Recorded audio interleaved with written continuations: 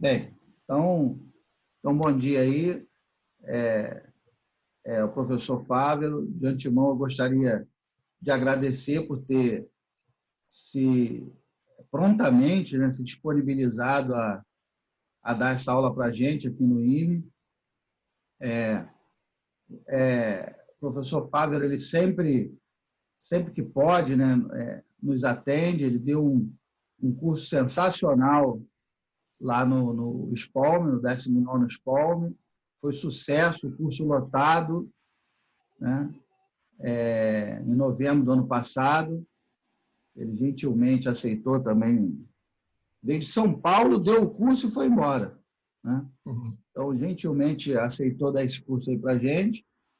E no Brasil, o professor Fávero, no Brasil e no exterior, é uma referência na área aí de métodos quantitativos, em pesquisa operacional. Todos aqui são meus alunos, eu sempre utilizei o livro do professor Fávero nas minhas aulas de PO, aquele pesquisa operacional para os cursos de engenharia. Eu sempre utilizei o livro do Fávero como uma referência nas minhas aulas, porque justamente pela riqueza do conteúdo, os exemplos muito didáticos, né, muito simples de entender, sem abrir mão do formalismo, né, que é absolutamente necessário. E lá na Marinha, lá no CASNAV, eu uso como todo mundo que chega também, todo oficial que chega, novo, do mestrado, doutorado, eu pego o manual de análise de dados, toma que o filhinho é teu, manual de... Cara, olha aquele tijolo, né? Fala assim, pô, comandante, isso aqui, o senhor me dá isso aqui de presente. Eu falei, toma isso aqui, vai estudar. Então, meu comandante, Hã? já sei o que me espera, né? Pois é, quando você chegar lá, você já sabe o que está te esperando lá, o manual de análise de dados. Já tem o autor dele, o professor Fávero, aquele que está lá na minha mesa, aquele tijolão, é do professor Fávero, né, que recentemente tivemos aí o lançamento mundial do manual de análise de dados, né? E o professor Fávero até mostrou lá no SPALM o lançamento do... Olha, pessoal, não estou ganhando nada do Fávero, né? Estou logo adiantando, só estou falando porque realmente eu sou um fã do trabalho aí do professor Fávero vem fazendo aí na área de pesquisa operacional. Tá? Então, de antemão, o meu abraço, tá? O meu carinho aí para o senhor. O senhor sempre será bem-vindo aí na nossa casa, seja no IME, na UF, lá na Marinha. A nossa casa sempre estará aberta aí para quando quiser nos visitar. Tá? Por favor, se estiver pronto, pode começar. Obrigado, fico muito honrado, professor Marcos Santos. É um enorme prazer. O professor me convidou, eu com muita honra aceitei. Muita felicidade poder bater um papo com vocês.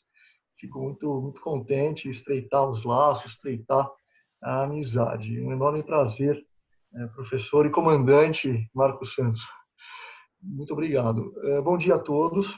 Um enorme prazer aqui estar batendo um papo com vocês. A gente vai falar sobre modelagem multinível, né? Então, eu vou, com a autorização aqui do professor, compartilhar minha tela, né, Marcos? Eu já autorizei para você. Tá bom. Então, estou sim. Eu só queria perguntar aqui. Então, eu vou compartilhar. Na verdade, eu vou compartilhar o PowerPoint, né? Eu vou compartilhar a tela. Aí, dentro da tela está o PowerPoint. Vamos lá. Me fala se compartilhou, por favor.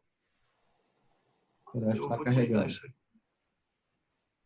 Aqui já abriu os slides. Foi. Abriu? Eu só preciso tirar isso aqui do meu cantinho para poder... Vou minimizar aqui para poder maximizar. Apareceu para vocês, que agora não vejo mais vocês.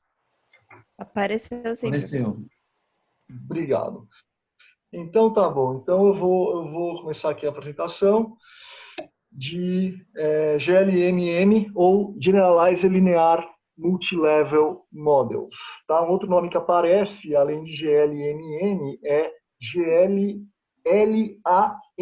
ou seja, de LAN, que daí seria Generalized Linear and Latent Mixed Models ou Multilevel Models. Multilevel ou Mixed são realmente termos que se complementam. Mixed no sentido de modelos mistos. Vocês vão entender por que modelos mistos ou modelos com caracterização multinível. Tudo bem? E aí, a qualquer momento, por favor, me interrompam. Como eu não estou vendo as carinhas de vocês, por favor, ligam o áudio, fala, Fávero, volta, não sei o quê. É um bate-papo que tem que ser realmente bastante agradável, porque é um tema extremamente relevante, importante dentro de diversas áreas, é um tema transversal, multidisciplinar, muito aplicado em roteirização, muito aplicado esse tema em logística, em operações, em economia, com a subjacência econométrica, em educação, em finanças, quer dizer, é transversal. Se você enxergar um contexto, eu vou explicar o que é isso, ele é realmente transversal e a gente tem usado muito esse tipo de modelo, tanto em trabalhos acadêmicos quanto no mercado. Uma mineradora acabou contratando a gente no final do ano passado, a gente está com trabalho com eles agora, de maneira remota, claro, mas continuamos o trabalho, para fazer previsão de determinado tipo de minério, na verdade o ferro nióbio, e nós estamos implementando algoritmos para construção de modelos multinível e melhorou consideravelmente a capacidade preditiva da demanda de ferro nióbio para vários mercados globais, China, Coreia do Sul, Europa Ocidental, etc., por meio da estimação de modelos com caracterização multinível. Então, realmente, as aplicações são brutais, tá bom?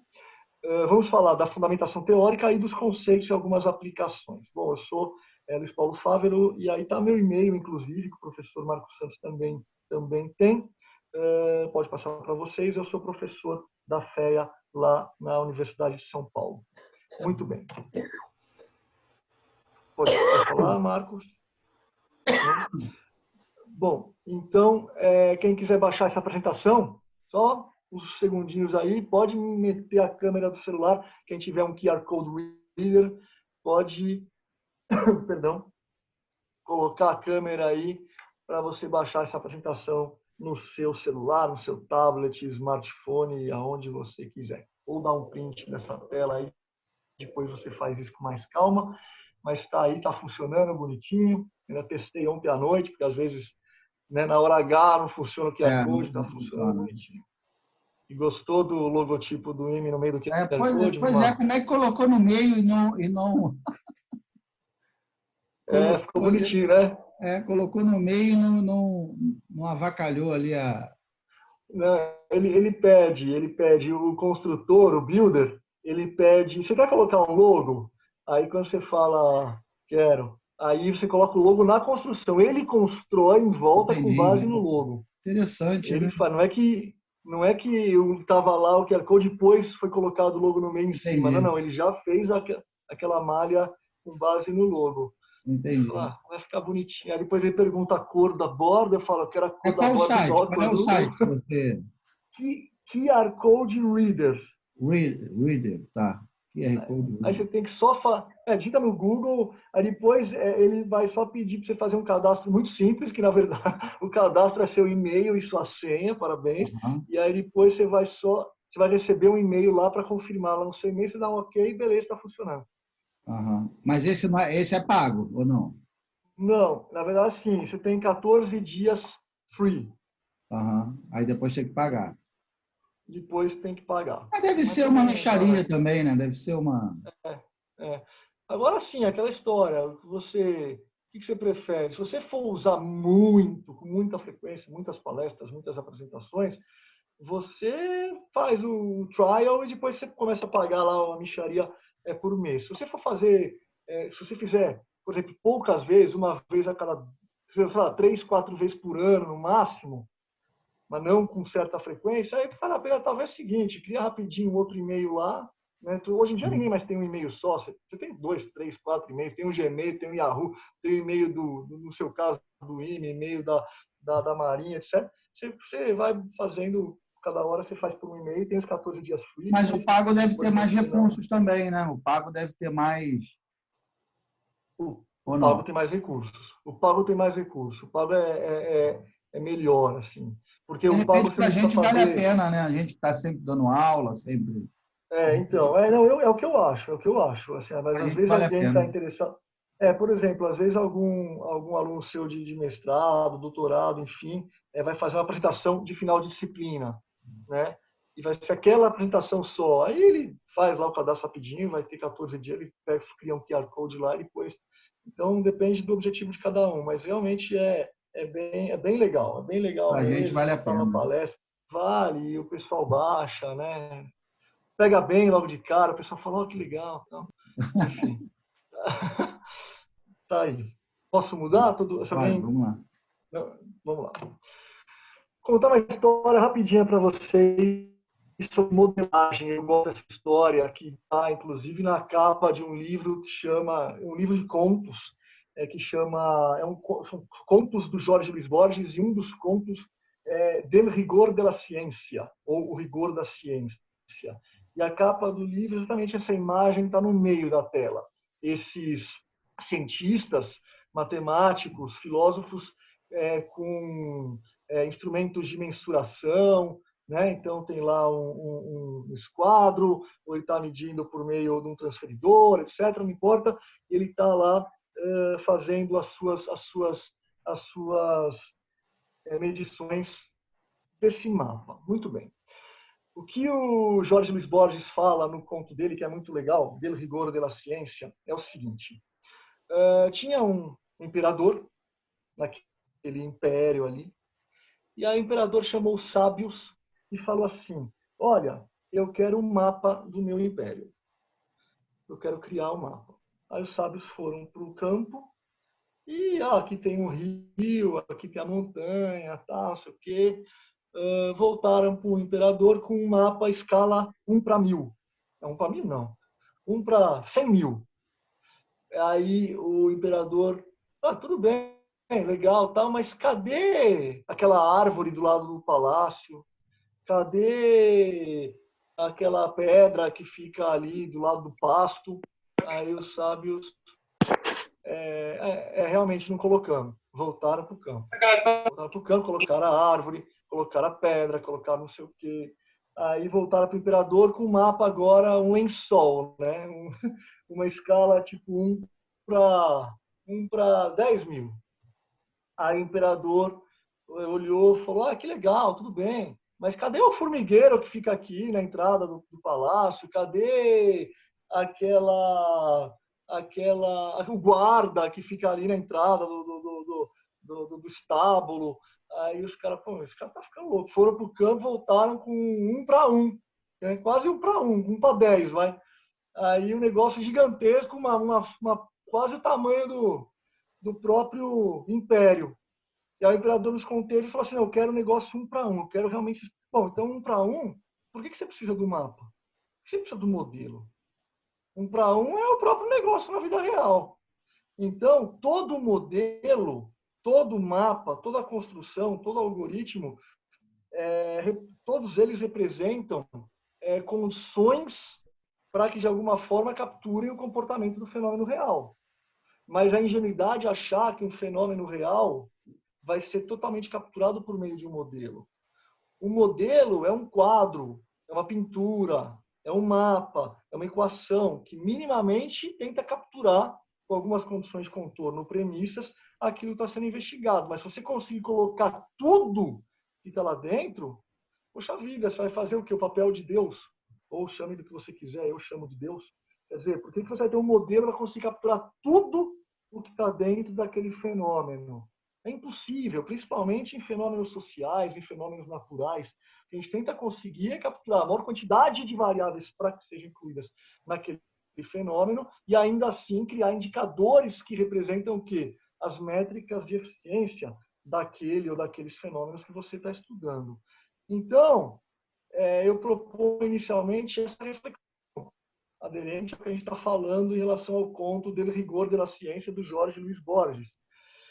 No final de 2015, saiu uma revista, saiu na Nature, uma edição muito, muito interessante, essa edição está aberta, e um artigo do Silberson e Ullman, que chama Many Hands Make Tide Work, né? e eles colocam a capa da Nature, para quem quiser uma referência, é essa foto, essa imagem que está do lado esquerdo da tela de vocês. Tá bom? O que é isso aqui? Olha só, você tem lá os dados representados por aquela estátua de mármore, Deira. Aí você tem vários pintores, ou vários cientistas, ou vários analistas, no caso pintores, representando os dados. Então tem uma que fez legal, bonitinha, tal. Tem outro que coloca uma coisa mais estruturalista, outro já está mais para Salvador Dalí, o Pablo Picasso, o outro colocou um desenho que parece o desenho do meu filho de 5 anos, tal. O outro desenha um pato aqui embaixo, que é o que a minha filha prefere. Minha filha olha e fala assim, de todos esses aqui, o que eu mais gostei, papai, é o pato. Muito bem. Então, cada um representou do modo, ou deu um zoom na mão dele.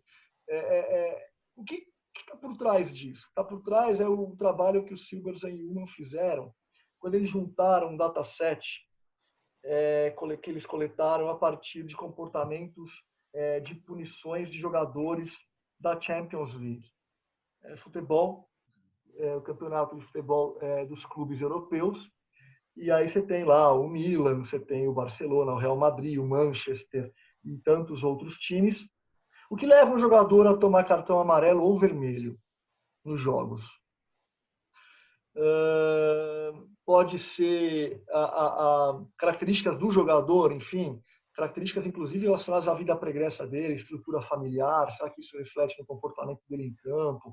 O salário, histórico de violência, quer dizer, uma variável endógena mesmo, não exógena.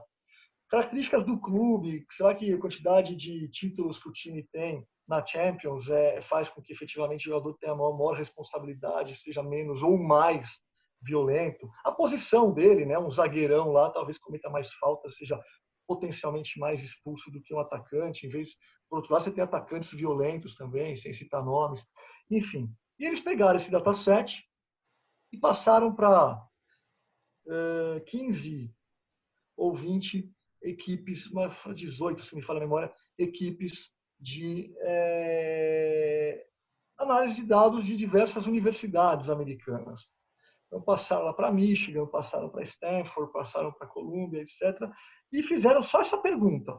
Só essa pergunta. O que leva o jogador a ser expulso ou tomar cartão amarelo? Cartão vermelho ou amarelo? Só. Como que você acha que foram tratados os dados, Marcos? Como é que é? Como você acha que foram tratados esses dados? Não faço a menor ideia. Por meio de vários modelos. Então, tem gente que usou uma técnica de machine learning confirmatória, rodou um modelo de regressão probabilística do tipo logística multinomial, tem gente que fez uma análise discriminante, tem gente que fez uma técnica de machine learning não confirmatória do tipo exato, ou análise de correspondência canônica, até mesmo regressãozinha OLS, enfim, o pessoal fez, cada um fez de um jeito, embora os resultados aparentemente não foram contraditórios, embora o impacto de cada variável sobre o fenômeno, esse impacto foi mensurado de maneira diferente. Então, tudo bem, todo mundo fala assim, a vida pregressa do próprio jogador realmente interfere no seu comportamento. Todo mundo achou isso. Mas uns acharam, olha, impacta de maneira considerável e essa foi a principal variável para explicar o fenômeno. Outros, não, essa variável, tudo bem, impacta, mas ela está aí no ranking em quarto lugar. Tem outra que impacta mais e aquele betinha, né, o impacto daquela variável sobre o comportamento do fenômeno, não é tão forte assim. Enfim, então, a técnica, pessoal, ela vai definir condições de contorno ou aderências mais ou menos fortes sobre o comportamento real do fenômeno com base em critérios ou premissas. Tá certo? E aí eles concluem falando isso aqui, ó. Diferentes pesquisadores, a partir de uma mesma base de dados, podem estimar diferentes modelos e, consequentemente, obter diferentes valores previstos do fenômeno em estudo. O objetivo, então, é que a gente estime modelos que, embora todos, sem exceção, sejam simplificações da realidade, eles apresentem a melhor aderência possível entre os valores reais e os valores previstos. Ok? Tudo bem aí? Tudo bem. Tá bom. Então, graficamente, o que a gente está falando aqui, e eu estou fazendo esse ensaio inicial para poder depois mostrar, por meio de modelagem multinível, como é que são essas aderências. Graficamente é o seguinte, imagine que eu tenho um fenômeno real, uma variável y de um banco de dados. E eu vou estimar o modelo preditivo por meio de algoritmos que têm em sua subjacência uma função de ligação canônica e uma função de verossimilhança, que nada mais é do que uma função objetivo de um problema de PO. E eu vou estimar os parâmetros, que nada mais são do que as células variáveis ou as variáveis de decisão do meu modelo de pesquisa operacional, dadas determinadas restrições, tá? Que podem ser mais fortes ou mais fracas, pode ser uma quantidade muito grande de restrições ou uma quantidade muito pequena de restrições. Mas o fato é que eu tenho variáveis de decisão, que são os parâmetros do meu modelo preditivo, e além disso, eu tenho a minha função objetivo, que eu vou construir a partir de determinados critérios. Função objetivo essa que determina efetivamente a estimação daqueles betas e, consequentemente, o importante é a gente definir uma função objetivo que seja coerente com o comportamento da realidade, seja a função objetivo estimada criada para a estimação de um modelo OLS, ou modelo de regressão logística multinomial, ou modelo multinível, como a gente vai falar aqui. Muito bem, então, graficamente, de maneira bem simples, é o que a gente está colocando aqui. Ó. Imagina que eu tenho no eixo das abscissas valores reais. Tá? Imagina que eu tenho no eixo das ordenadas valores previstos, do mesmo fenômeno. Então, Y, a gente chama em econometria o Y, a variável Y, que está colocada aqui no eixo X, mas é a variável Y do seu dataset. Perdão. E aí eu rodo o meu modelo e faço, a partir do modelo, os valores previstos a partir do meu modelo estimado. E eu faço um gráfico. Ou seja, Y contra Y estimado. Se eu acertar todo mundo na mosca, ou seja, se eu fizer um mapa 1 para 1, é como se tivesse todo mundo caindo em cima dessa reta pontilhada aqui a 45 graus. Alguém tem dúvida disso? Quer dizer, se eu acertar na mosca todo mundo, é o mapa 1 para 1. Tá? Não precisa de mapa, você já tem o império definido lá fora.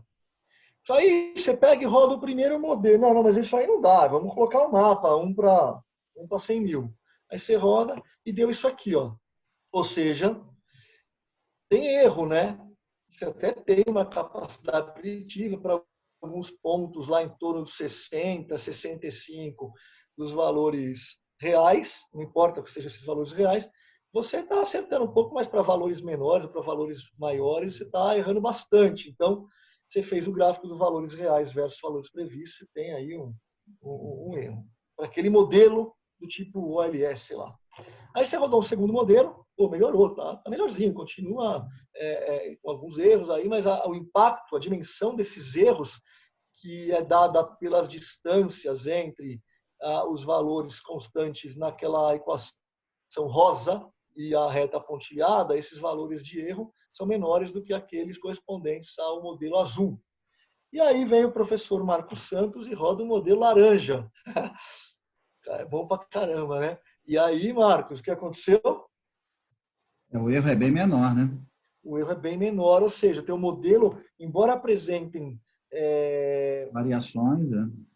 variações, embora eles apresentem mesmos sinais, digamos assim, do impacto das variáveis, eventualmente que estão sendo consideradas as variáveis explicativas do comportamento do fenômeno, ainda assim, esse modelo laranja é melhor, os erros são menores do que aqueles correspondentes aos modelos azul e rosa.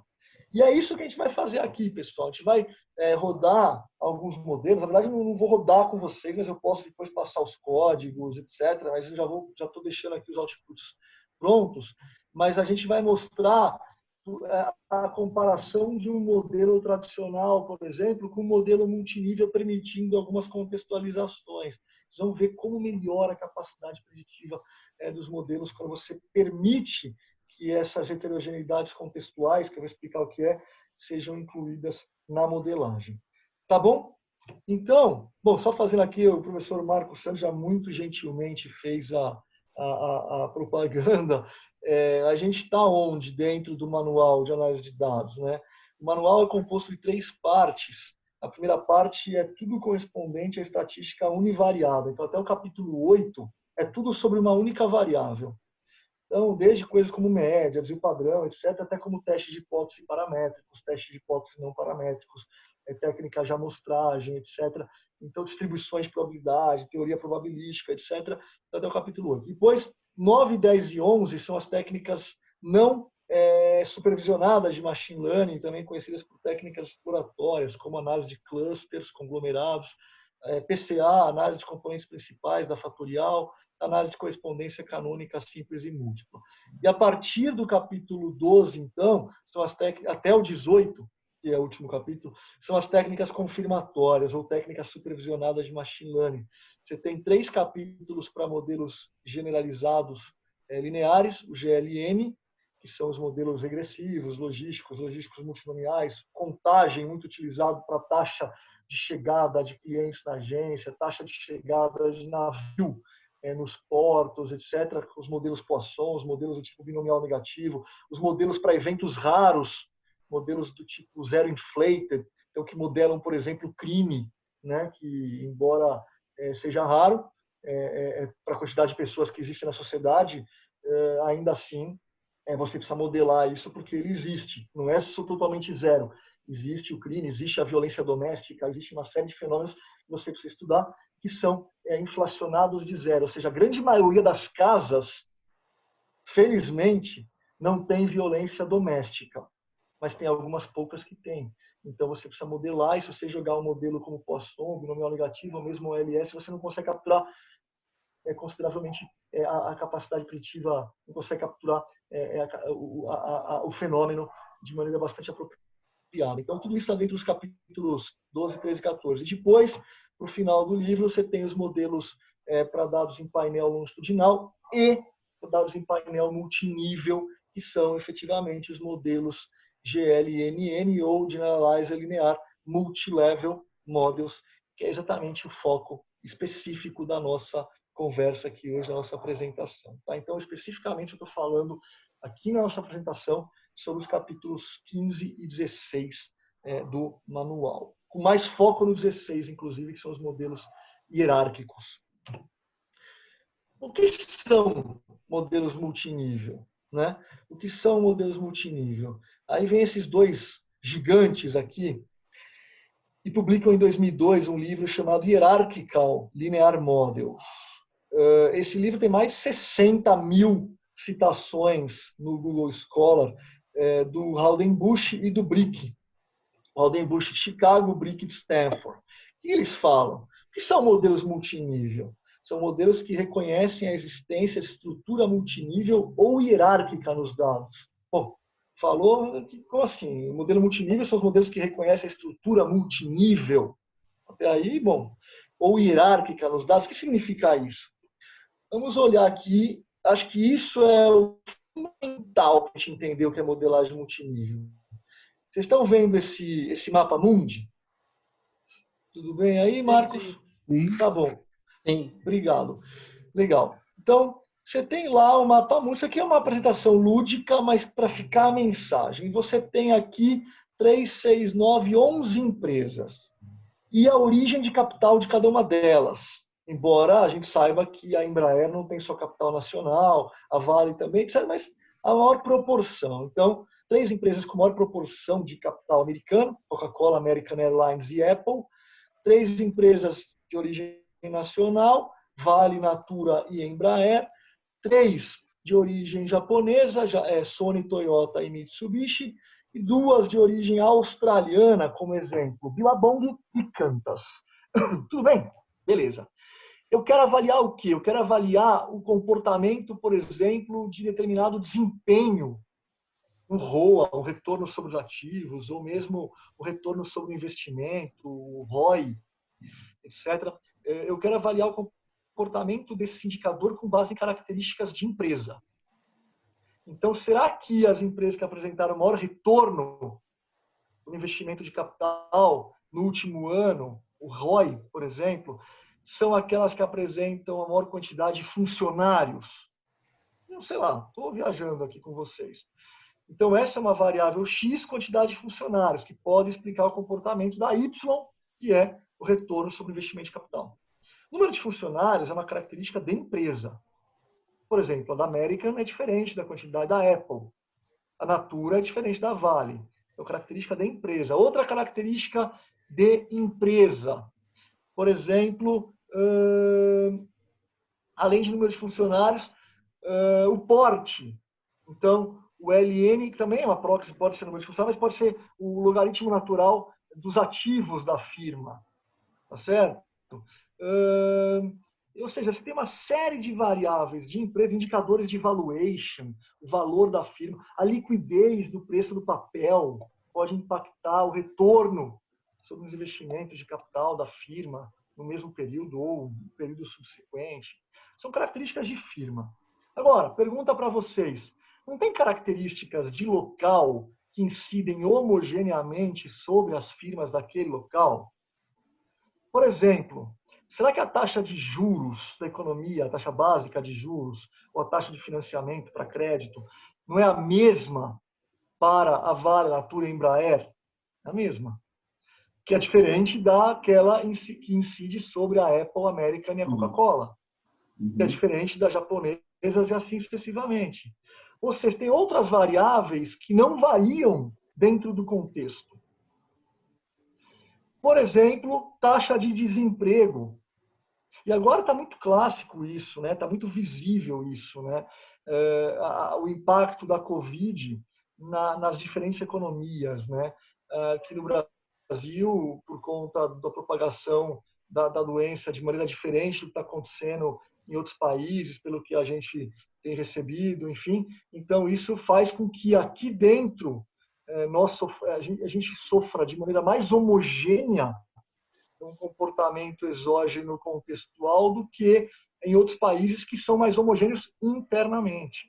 Então, você tem variáveis do nível da observação, que a gente vai chamar de variáveis observacionais, que impactam o comportamento do fenômeno, Y, que impactam a Y. E além das variáveis observacionais, das observações que impactam o comportamento da Y, você tem variáveis contextuais, que também impactam o comportamento da Y, mas incidem homogeneamente sobre todas as observações dentro daquele contexto. Então, olha para a minha apresentação aqui, ó. Nós temos nível 1, que a gente está chamando nível firma, e essas firmas estão aninhadas no sentido de nested, né? Ninho, em inglês, não é com L, não é alinhada, não, é aninhada com N, nested nos contextos de nível 2, que a gente está chamando país de origem. Tá bom? Então, pessoal, os modelos multinível são chamados, vou falar alguns nomes para eles, então. São modelos que reconhecem essa estrutura multinível, que também são conhecidos por modelos hierárquicos, porque você tem a hierarquia, as firmas dentro de países, por exemplo.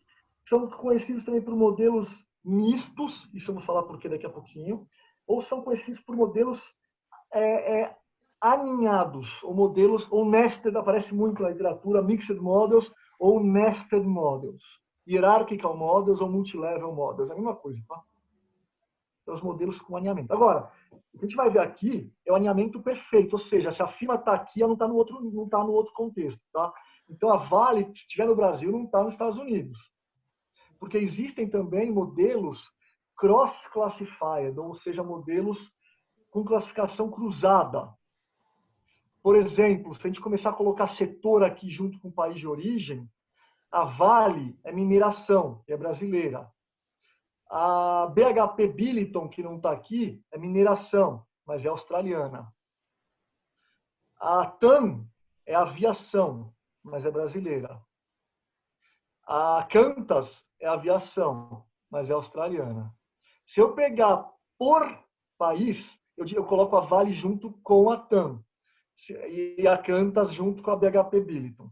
Se eu coloco o contexto não é mais país, o contexto agora é setor, a Vale fica junto com a BHP Billiton e a TAM fica junto com a Qantas. Agora, se eu misturar setor e país de origem, aí eu tenho a classificação cruzada. Também dá para fazer isso, a gente também fala disso no livro, mas aí são modelos em que você não tem um alinhamento perfeito, você tem o Cross-Classified Effect, o efeito de classificação cruzada, só para saber que existe, mas ainda assim, o nível 1 vai ser a firma e o nível 2 vai ser setor/país com classificação cruzada. A gente está um passo antes, a gente está mostrando apenas tão somente no nível 1 a firma e no nível 2 o país de origem. Tudo bem? Ou podia ser só setor, não tem problema também, mas misturar é que você começa a ter a classificação cruzada. Então, a gente está falando de alinhamento perfeito. Bom, só ser só 2 níveis? Também não, né, meu? Você podia falar assim, ó, vamos pegar na área de educação, crianças. Então, o nível 1 é característica da criança. Então, escolaridade dos pais, nível de renda dos pais, etc. Uma série de características do indivíduo, nível 1. Nível 2, características, por exemplo, do professor da sala de aula. Por quê? Porque o professor incide homogeneamente sobre todas as crianças dentro daquele contexto, dentro daquela sala. Então, a professora dá aula para 30 crianças. Então, a característica do professor é uma característica de nível 2. Nível 3, por exemplo, escola. Tem vários alunos em várias salas, mas todos dentro da mesma escola, que incide homogeneamente sobre todos os professores e, consequentemente, sobre todas as crianças. Nível 4, delegacias de ensino nos bairros. Então, todas as escolas alinhadas dentro daquela política. Nível 5, município, todas as escolas do Rio de Janeiro, todas as escolas de São Paulo, todas as escolas de Belém. Bom, e aí não tem fim, né? Nível 6 pode ser estado, nível 7 país, se eu pegar alunos de outro país, nível 8, bom, até achar em Marte, se quiser colocar 10 níveis, você muda de planeta, mas enfim. São características homogêneas dentro de cada contexto, vis-à-vis características dentro de cada indivíduo. Posso avançar? Sim. Graficamente, e agora vamos começar a entrar na parte mais econométrica. Graficamente, é como se eu tivesse isso aqui, ó. Eu peguei aqui, agora não tenho mais 11 firmas, eu tenho aqui umas 120 firmas, esses pontinhos pretos. Eu tenho o desempenho da firma e uma variável de firma. Tradicionalmente, como é que a gente faz? A gente roda esse modelo aqui, ó. Geralmente é isso que a gente faz. Então, você tem o quê? Você tem uma equação, y igual a alfa mais beta x, o x é a variável da firma, o y é o desempenho. Você tem os termos de erro. Olha o tamanho dos termos de erro entre o valor real e o valor previsto. São erros muito grandes. Só que aí, se você der uma lupa, você vai perceber que eu tenho firmas provenientes de 4 países. Laranja, roxo, azul e rosa. Ou seja, como se fosse, sei lá, Estados Unidos, Brasil, Japão e Austrália. Eu rodo um modelo para cada país, para cada contexto. Aí você fala, nossa, Fábio, reduziu realmente, né? Os erros passam a ser o quê? Dentro de cada contexto, bem menores, não é?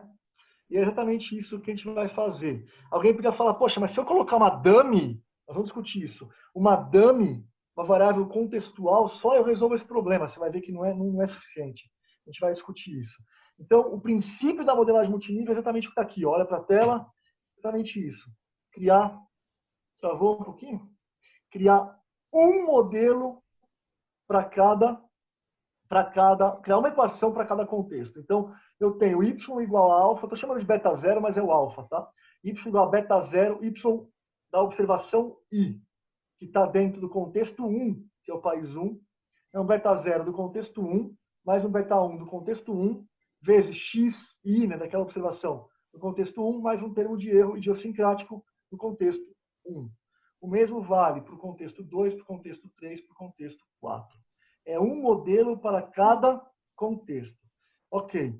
Então, se eu tiver, por exemplo, de maneira geral, I observações no banco de dados, né, de 1 até N, e J contextos, meu modelo é esse. Esse é o modelo geral. Então, eu tenho y igual a beta 0, j, naquele contexto, beta 1, j, x e j, mais um termo de erro idiosincrático. Só que, além disso, dá uma olhada nesse gráfico, pessoal. Vocês percebam que para cada contexto eu tenho um beta 0, que, na verdade, que é o intercepto, e um beta 1, que é uma inclinação, que nos Estados Unidos é diferente do Brasil, que é diferente do Japão, que é diferente da Austrália. Então, eu tenho um parâmetro beta 0, que é o intercepto, e um parâmetro de inclinação, que é o coeficiente angular beta 1, para cada contexto. E a pergunta é, por que eu tenho um beta 0 diferente no Brasil, na Austrália, no Japão? Por que eu tenho um beta 1, a inclinação diferente no Brasil, na Austrália, no Japão, etc. Será que existem variáveis de contexto que fizeram com que esse beta 0 fosse diferente, fosse aqui em cima para os Estados Unidos e aqui embaixo para o Brasil? Por que o Brasil tem um beta 1 mais inclinado do que o Japão, por exemplo? Qual que é a variável de país que fez com que isso acontecesse? Então, a gente vai... Esse modelo é o modelo tradicional de regressão. Só que, além disso, a gente vai permitir, e a equação de nível 1 é essa, o modelo tradicional. Só que, além disso, a gente acabou de criar aqui o nível 2.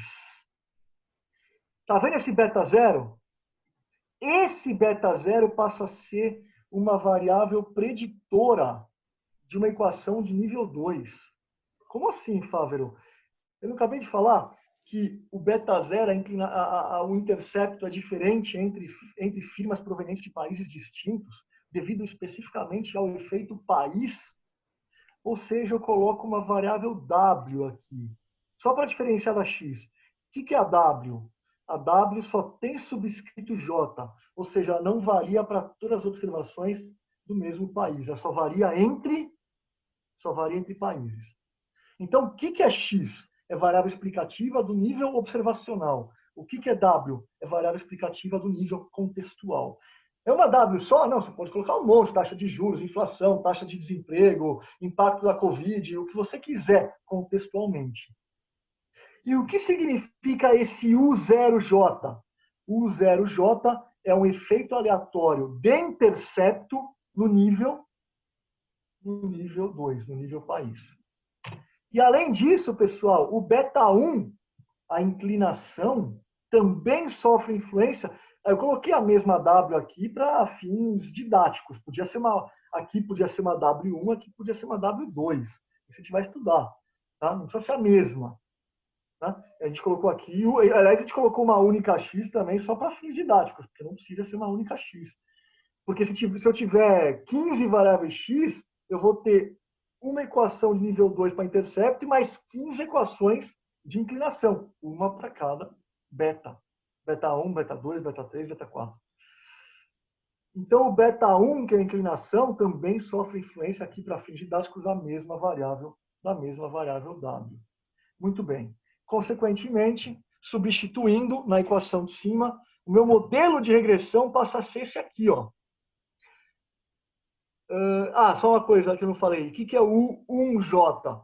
Efeito aleatório de inclinação no nível contextual. Portanto, olha só que coisa louca. Tá vendo essa equação aqui embaixo? Só tem uma variável x e uma w. Y é igual a alfa mais beta x, mais termo de erro. É a mesma coisa. Só que esse alfa sofre influência de uma w e, portanto, tem efeito aleatório entre firmas provenientes de países distintos, no nível 2, no que diz respeito aos interceptos. E esse betinho aqui também, para uma W, também sofre influência dessa variável W e dos efeitos aleatórios de inclinação no nível 2. Ou seja, esse pedaço aqui, esse componente dessa equação é chamado inclinação com efeitos aleatórios e aqui intercepto com efeitos aleatórios. Tudo bem? Bom, eu vou jogar essa equação lá para cima só para a gente começar a brincar econometricamente. Então, o que a gente vai fazer agora? A gente vai isolar o que é efeito fixo do que é efeito aleatório. O que é efeito aleatório? U0J, U1J e RIJ. O que não é efeito aleatório, ou seja, o termo de erro, é efeito fixo. São as variáveis preditoras. Então, eu vou só fazer aqui a propriedade distributiva, as multiplicaçõezinhas, eu vou trocar aqui. Ó, você pode olhar, gama 00, continua aqui, gama 00. Gama 10x, gama 10x. Depois vem quem? Gama 01W, gama 01W. Depois gama 11WX, gama 11WX. E daí para frente o 0, o 0, o 1x e R e J. Eu só coloquei o componente de efeitos fixos e componente de efeitos aleatórios. Muito bem. Qual a diferença? Porque alguém podia falar assim, Fávero, tudo isso para dizer que você incluiu a variável W no modelo, colocava lá direto, mas nem pensa. Só que aí o que aconteceu? Primeiro, as interações entre variável W e variável X, que você não consegue capturar quando você tem todo mundo lá e você não pensa quem é variável contextual e quem é variável observacional. E segundo, interação dentro do componente de efeitos aleatórios, dentro do erro. Tem uma variável X dentro do erro, ou seja, o erro é, por natureza, Marcos, heterocedástico. Desde que aquele papo, não, tem que verificar a heterocedasticidade, corrigir você não vai corrigir nunca. Na verdade, o pessoal fala, vou fazer um teste de White. Você lê o paper do White, publicado na Econométrica, em 1980, ele fala no abstract, ele fala, a gente não corrige a heterocedasticidade, a gente identifica omissão de variável relevante. Lá em 1980, hein? Nem estava sendo discutido em modelagem multinível. E aí o pessoal hoje publica a rodo nos congressos, papers do tipo, não, eu rodei a matriz de White e corrigi a heterocedasticidade. Você não corrigiu. O White falou, vai ler o paper do cara, vai na fonte. E aí o que acontece? Acontece é que você identifica, perante a existência de heterocedasticidade, você identifica omissão de variável relevante. E quem são essas variáveis relevantes que são identificadas? Não sempre, mas por vezes, justamente a omissão do efeito contextual que você não colocou no modelo. Quando você coloca, você automaticamente gera um componente de erro gigante aqui, ó, heterocedástico. Por quê? Porque o termo de erro é função da variável x. Aumentou x, aumentou erro. Então é heterocedástico por natureza. Não tem problema absolutamente nenhum problema. Isso você não consegue capturar na modelagem tradicional. E aí, vem esse cara aqui, que eu vou até abrir um parênteses para contar uma história, o Harvey Goldstein, monstro, gigante da modelagem multinível, coordenador do Centro de Modelagem Multinível da Universidade de Bristol, lá na Inglaterra. Ele fala o seguinte, mas antes de eu dizer o que ele fala, eu vou contar. O Harvey Goldstein, infelizmente, acabou de falecer, agora, 2 meses atrás, de Covid. Na Inglaterra, se você entrar na Universidade de Bristol, tem lá o obituário e a super homenagem para o professor Harvey Goldstein. Uma super perda porque era um cara brilhante, um cara genial e que foi embora agora há cerca de 2 meses por conta do coronavírus. E ele fala o seguinte nesse livro dele de 2011, Multilevel Statistical Models. Ele fala, os modelos tradicionais de regressão ignoram as interações entre as variáveis no componente de efeitos fixos, isso aqui, e também ignoram as interações entre os termos de erro e variáveis observacionais no componente de efeitos aleatórios. Tá certo? Tudo bem até aqui? Tudo bem. Deixa eu tomar uma aguinha aqui, um segundo.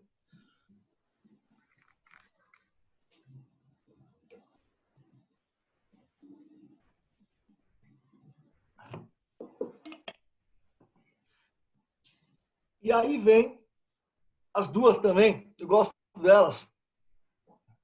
Já tive a oportunidade de as conhecer, elas são da California State University, a Tabachnik e a Fidel, do livro Using Multivariate Statistics 2013, elas colocam, bom, então vamos olhar para essa equação, vamos falar o que elas colocam, vamos olhar para essa equação, você não tem efeitos aleatórios de nível 2, oh meu Deus, efeitos aleatórios de nível 2 de intercepto, efeitos aleatórios de nível 2 de inclinação. Se essa variância desse termo for 0 e a variância desse termo for 0, aí eu vou ter no efeito aleatório quem? Só o erro idiosincrático no nível observacional. Ou seja, a gente volta para o modelo tradicional de regressão. Portanto, se as variâncias dos termos aleatórios U0J e U1J forem estatisticamente diferentes de zero, procedimentos tradicionais de estimação dos parâmetros do modelo, como mínimos quadrados ordinários, não serão adequados. Portanto, qual a primeira coisa que você faz quando você permite um efeito contextual? Verificar se a variância dos termos contextuais, dos termos de erro contextuais de intercepto e de inclinação são estatisticamente diferentes de zero. Se isso não acontecer, você parte para o modelo tradicional de regressão por mínimos quadrados ou qualquer outro modelo tradicional. Caso contrário, o modelo multinível vai naturalmente dar um pau no modelo tradicional. E alguém podia falar, poxa vida, mas coloca só a variável dummy. Uma dummy para cada contexto. Para que essa festa toda? E aí vem a Sophie Rabi-Hesketh e o Scrondall, para a gente fechar essa primeira parte nossa. A Sophie Rabi-Hesketh, Marcos, ela talvez seja hoje a principal pesquisadora de modelagem multinível no mundo. Ela deve ter, sei lá, uns 20 ou 20 e poucos trabalhos publicados sobre modelagem multinível no Journal of the Royal Statistical Society, Journal of Applied Econometrics e Econométrica. Ela é da de Berkeley, pesada, na né? Califórnia. Ela é barra pesadíssima, essa mulher. Inclusive, tem um livro muito bom dela, que é esse, tá? Chama Multilevel Longitudinal Modeling Using Stata. São 2 volumes, tá? De 2012, em que ela publica junto com o Anders Scrondall, que além de Berkeley também é norueguês, ou seja, ele divide o tempo dele entre a Califórnia e a Noruega, do Instituto de Saúde Pública da Universidade de Oslo. Muito bem. O que acontece, o que ela fala? Eles falam o seguinte: apenas a inserção de dummies de grupo não capturaria os efeitos contextuais. Por quê? Porque não se permitiria que se separassem os efeitos observáveis dos não observáveis sobre a variável de desempenho. Em outras palavras, vamos voltar aqui para esse slide, só dummies, a gente colocaria mais gama 1 vezes dummy 1, gama 2 vezes dummy 2, gama 3 vezes dummy 3. Mas o componente de efeitos aleatórios não seria o quê? Heterocedástico. Não teria o efeito aleatório de intercepto e nem efeito aleatório de inclinação. Então, você simplesmente transfere o problema para o beta da dummy, mas não consegue capturar essas idiosincrasias contextuais. Tudo bem? E para finalizar essa primeira parte, eu estou mostrando as escolas de modelagem multinível. Tá? Eu acabei de mostrar a escola de Chicago, que é a de Haubenbusch e Brick. Mostrei a escola da outra ponta dos Estados Unidos, que hoje é muito forte, que é a Sophie Rabi-Hesketh, da Califórnia. Mostrei o centro muito, muito, muito poderoso, que sofreu essa perda brutal, porque ele é o fundador, né, o Harvey Goldstein, que é a escola britânica, que tem uma pegada muito forte na parte de publicação em educação. Tá? Enquanto as duas escolas americanas é mais na parte de economia e finanças, a escola britânica tem muitas publicações na área de educação, Harvey Goldstein. E agora eu estou mostrando um cara genial. Esse cara é genial. Eu adoro o Daniel Courgeot. Se vocês entrarem depois no site dele, é um site todo psicodélico. Ele é uma figuraça. Ele é diretor do IBGE, digamos assim, do IBGE francês, o Instituto Nacional de Estudos Demográficos da França. Ele é estatístico, filósofo e demógrafo.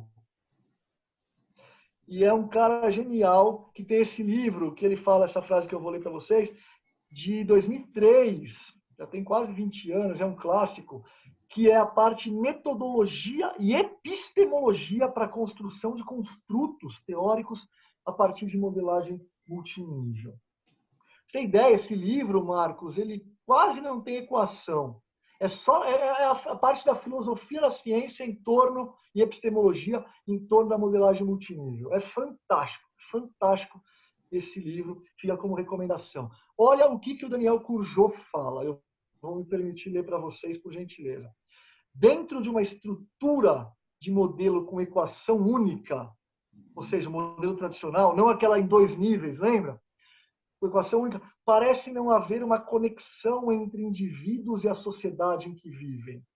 Nesse sentido, o uso de equações em níveis permite que o pesquisador pule de uma ciência para outra. Alunos e escolas, famílias e bairros, firmas e países. Ignorar essa relação significa elaborar análises incorretas sobre o comportamento dos indivíduos e, igualmente, sobre os comportamentos dos grupos. Somente o reconhecimento dessas recíprocas influências permite a análise correta dos fenômenos. Pronto, já falou tudo. Falou tudo. Vamos falar um pouquinho de aplicações de modelagem multinível? Vamos embora. Vamos lá? Bom, legal. Então é o seguinte, pessoal, só um overview aqui. Eu sempre vou atualizando essas tabelas, eu acho legal. A gente pega o ranking dos 10 principais periódicos de cada uma das áreas pelo Google Scholar, pelo índice H. Então, por exemplo, na área de estratégia, os top 10 journals são esses aí, Academy, Journal of Management, Strategic Management Journal, etc. São os 10 principais pelo índice do Google Scholar. Muito bem. Nos últimos 5 anos, a quantidade de trabalhos que foram publicados nesses periódicos com modelos confirmatórios, com técnicas preditivas de machine learning do tipo modelos supervisionados. Desses, quantos foram publicados que fizeram usufruto de estimações com modelagem multinível? A quantidade está aqui.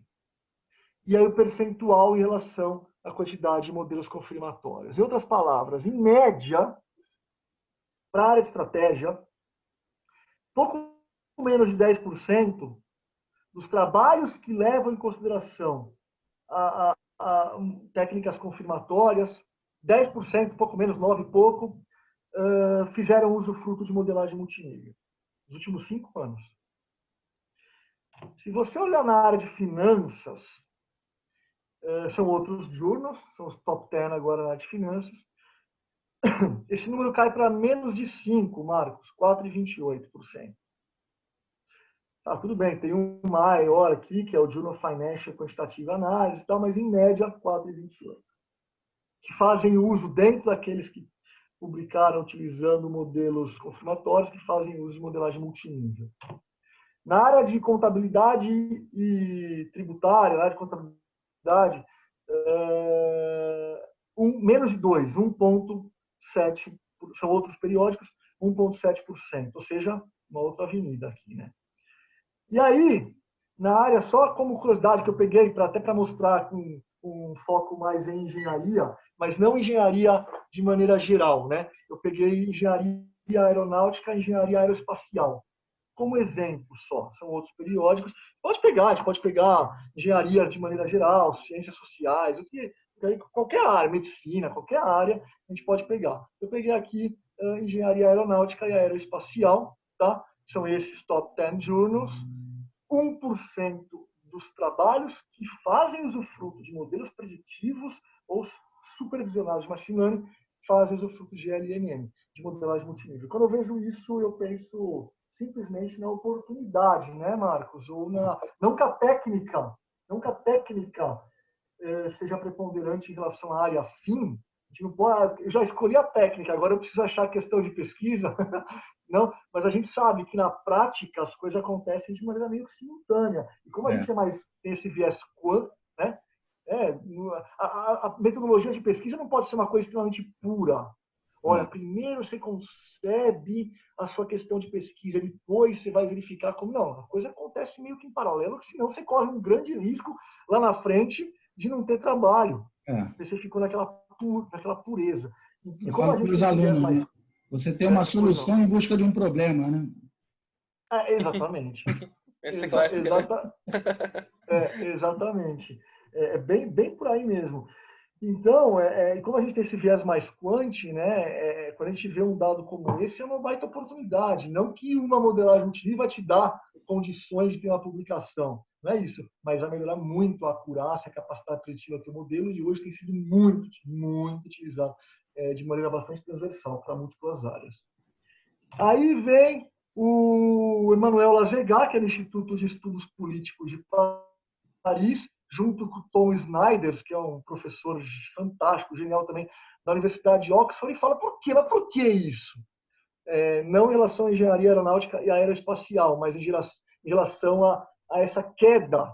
No livro deles, eles falam quando você vai, por exemplo, de estratégia para a área de finanças e contabilidade, que cai muito o usufruto. Eles falam o seguinte, esse livro de 2016, o Multilevel Network Analysis for the Social Science, Teoria, Métodos e Aplicações. Eles falam, bom, qual a razão disso, na opinião deles? Estrutura dos dados. Muitas vezes os dados não se apresentam de maneira contextual. Você não tem o nível 2. Eu, particularmente, discordo disso. Por que eu discordo? Por experiência própria. Eu tinha, Marcos, um supervisionado meu de pós-doutorado lá na USP, professor Ricardo Serra, que veio fazer pós-doc comigo. Ele é professor do INSPER, aqui em São Paulo. E aí a gente desenvolveu um paper de valuation na área de avaliação de empresas e mandamos para o Emerging Markets Finance and Trade, um periódico. E a gente fez modelagem multinível e nós não achamos influência nem do setor, nem do país de origem sobre o comportamento da variável Y, ou seja, em outras palavras, variâncias daqueles termos de U0, J e U1J no nível setor, primeiro, e depois, no outro caso, no nível país, a gente não fez o cross, não tinha significância estatística, ou seja, não tem efeito contextual. A gente ficou com a pulga atrás da orelha. Mas como não, né, meu? Para avaliação de empresas por múltiplos contábil-financeiros, você não tem impacto do setor, tudo bem. Você pode falar assim, mas a nossa bolsa não é uma bolsa tão desenvolvida quanto a bolsa americana, quanto a bolsa inglesa, etc. Do ponto de vista de diversidade dos setores, ele é muito concentrado, né, em óleo e gás, em mineração, um percentual muito grande, né, em commodities e tal. Tudo bem, só que quando você começa a comparar no efeito contextual país, poxa, a gente é diferente dos Estados Unidos, da própria Argentina, da Inglaterra, da Índia, etc. E mesmo assim estava passando. Aí a gente mandou o paper, né? Aí vem o parecerista e fala o seguinte, por que vocês não criam artificialmente um contexto por meio do estabelecimento de uma técnica preliminar de análise de conglomerados, criam os grupos e aí roda multinível como output da análise de cluster. Ou seja, a gente não tinha as variáveis contextuais explicitamente colocadas de modo a permitir que o modelo multinível fosse melhor que o modelo tradicional. Mas na hora que a gente rodou, criou artificialmente um outro grupo, e colocamos no banco de dados, grupo esse, Marcos, que misturava empresas de setores distintos. Às vezes, a Vale pode ser muito mais parecida para alguns indicadores, muito mais parecida com o Pão de Açúcar do que com a Usiminas. Percebe? Então, ou a Usiminas ser mais parecida com a TAM do que com a CSN. Então, o que eu estou querendo dizer é para aqueles indicadores naquele período, não estou dizendo que isso, de fato, aí você, pesquisador, analista, tem que, de fato, investigar isso. E quando a gente rodou os clusters para todas as empresas da amostra, indistintamente, e criou artificialmente esse grupo e permitiu que esse grupo fosse efetivamente o contexto, o modelo deu um pau em todos os outros. E aí o paper foi aprovado e foi publicado. Então, a estrutura dos dados, eu particularmente não concordo muito quando você tem essa visão de que você pode fazer usufruto de uma técnica não supervisionada para efetivamente outputs serem incluídos no nível contextual. O problema é que, nesse caso, a gente não tinha a variável W mais, porque você acabou de criar artificialmente o cluster e você não tem. Qual que é a variável W de cluster? Não tem problema. Então, você perdeu a interação X vezes W no componente de efeitos fixos. Mas, independentemente disso, você conseguiu melhorar a capacidade preditiva do teu modelo. As outras duas razões que o Lazegat e o Snyder colocam, eu concordo. Não consideração da natureza multinível nos dados. Aí sim. Não considerar a natureza multinível, aí isso faz todo sentido. E terceiro, capacidade computacional, por vezes insuficiente, principalmente da quantidade, quando a existência de interações profundas. Isso eu senti na pele, Marcos. A gente estava fazendo um trabalho lá para o Bradesco, na parte de modelagem multinível para risco de crédito. Alguns modelos para bases de dados muito grandes demoravam para modelagem multinível, porque lembra que você tem X vezes W, tem interações no componente de efeitos aleatórios, enfim, alguns modelos estavam demorando 17, 18 horas. Você tem muitas variáveis X e muitas variáveis W. E aí a gente, então, pediu autorização, eles, depois ultrapassar as etapas, né, internas, a gente conseguiu que os modelos fossem rodados direto no servidor do banco, lá que eles pediram lá para a gente, uma oportunidade. Então, capacidade computacional para rodar modelos com múltiplas interações é uma restrição, mesmo em softwares como Stata, como R, não tem conversa. Lá na Marinha nós rodamos modelos atuariais, uma massa de, né, mais de 500 mil homens, e que tem que entrar data de nascimento, data que entrou para a Marinha, data que foi promovido, quantos filhos tem, isso para um militar, imagina para 500 mil militares. E jogar num modelo extremamente recursivo. E leva dias rodando o resultado, levava, né? Porque agora a gente está usando computação paralela. Mas levava dias rodando no laboratório esse modelo. Tá vendo? Não tem conversa, é isso mesmo. E às vezes a decisão precisa ser mais rápida. O problema é, se você tem um modelo para fazer, levar dias, a gente acaba até aceitando. Agora, quando é um modelo que precisa ser atualizado constantemente... Exatamente. Né, esse é o problema que nós tínhamos, né? Ano passado estava vendo a questão da reforma da Previdência. Então, o pessoal de Brasília, lá do Ministério da Defesa, ligava para mim e falava: Marcos, eu preciso da projeção para 35 anos.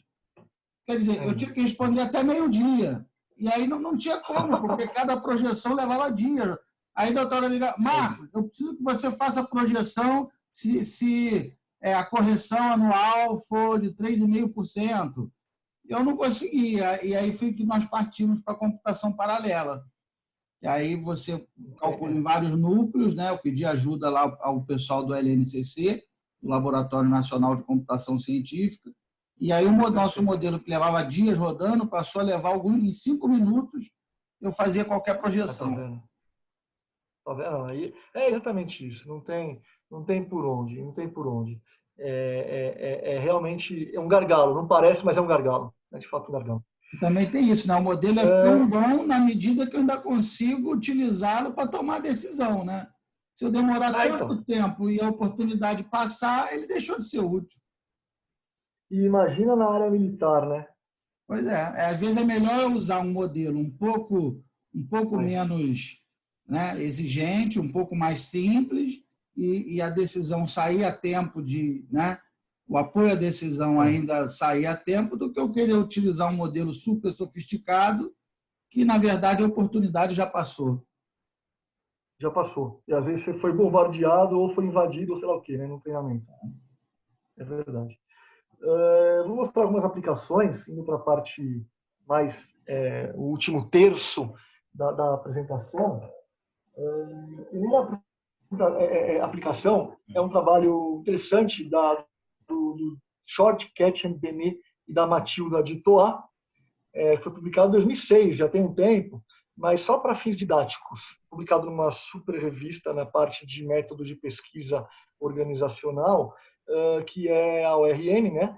E eles falam lá, um exame, né, uma investigação da firma, setor e o efeito temporal na performance using Random Coefficients Modeling.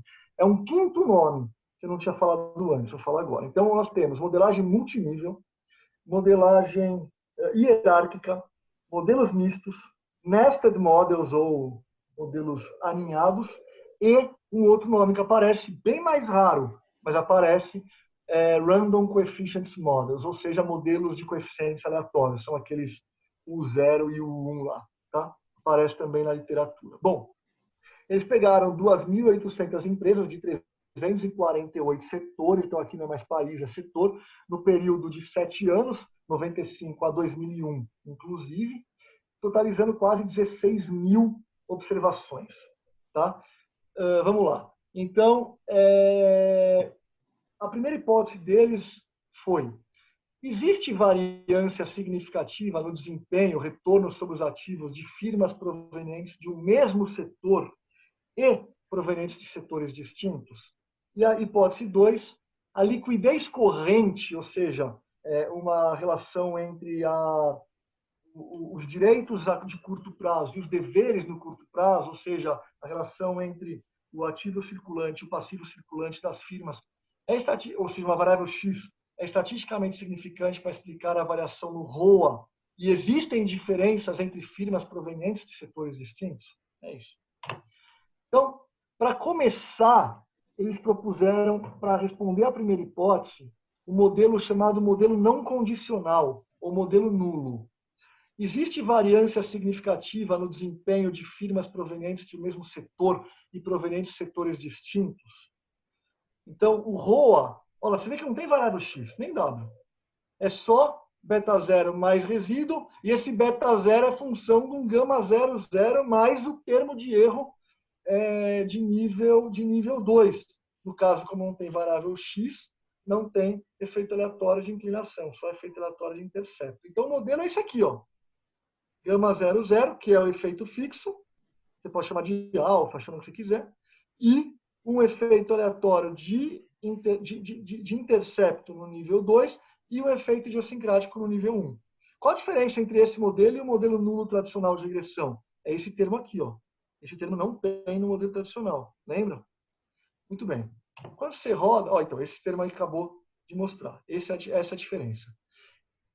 Bom, eu mandei, esses dados não estão públicos, e eu mandei um e-mail para a Matilda de Toa. Mandei para todos eles, mas a Matilda de Toa me respondeu. Tó, segue os dados.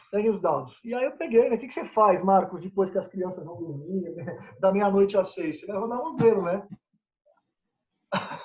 E aí o que acontece? Eu fui rodar os modelos, e os modelos estão aí, exatamente iguais, os modelos foram obtidos por eles. Graças a Deus, o paper está correto. E é exatamente assim que aparece o output de um modelo multinível. Um coeficiente de efeitos fixos, fixed effects, estatisticamente significante, ou seja, esse cara quem que é? O gama 00, e um pedaço do output que é a decomposição de variância dos termos de efeitos aleatórios. Ou seja, no nível firma, R e J, e no nível setor, U0J. Os dois foram estatisticamente significantes. E aí, se você fizer a proporção, 84%, que é esse cara aqui dividido pela soma, 84% da variação do ROA ocorre devido ao efeito firma. Mas isso você nunca conseguiria capturar no modelo tradicional. 15%, quase 16%, da variação do ROA depende do quê? Depende das diferenças dos comportamentos de ROA entre firmas provenientes de setores distintos. Ou seja, o 15% é o efeito setor. Também estatisticamente. Ou seja, o que a gente olha para verificar se vai fazer um modelo tradicional ou um modelo multinível? É a significância desse cara aqui, ó, que foi estatisticamente significante a 99% de nível de confiança. Tá aí. Tudo bem? Muito bom. E aí, a hipótese 2. A hipótese 2, o que aconteceu? A gente colocou uma variável X, liquidez corrente, chamada de current ratio, liquidez corrente.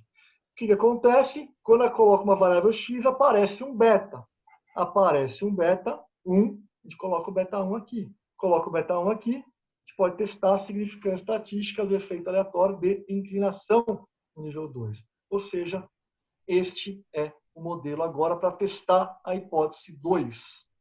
Aí, isso não vai ter no modelo tradicional de regressão.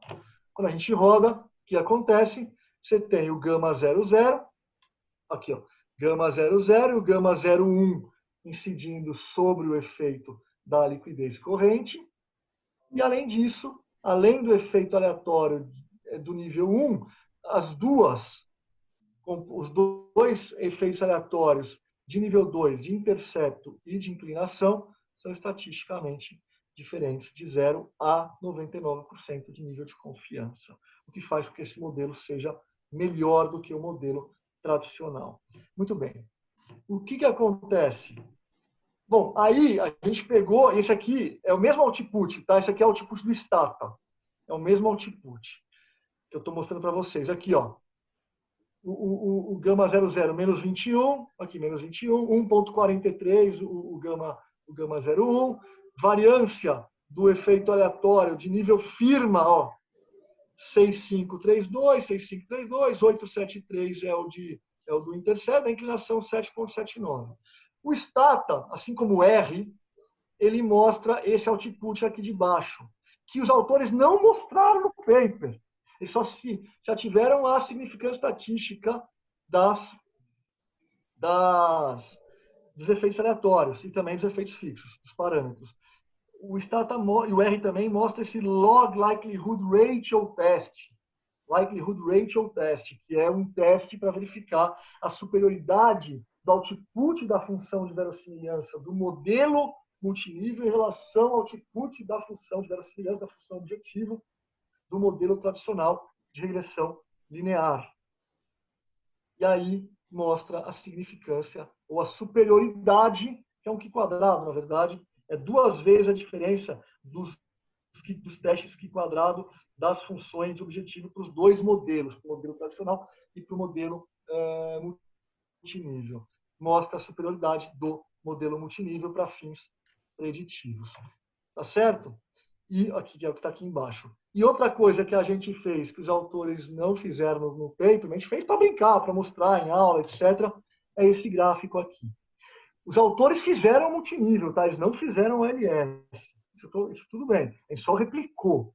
Mas, se eles tivessem feito o LS, olha o que daria o modelo OLS do modelo tradicional em relação ao modelo multinível. Lembra o primeiro gráfico que a gente fez quando a gente falou da revista Nature, Marcos?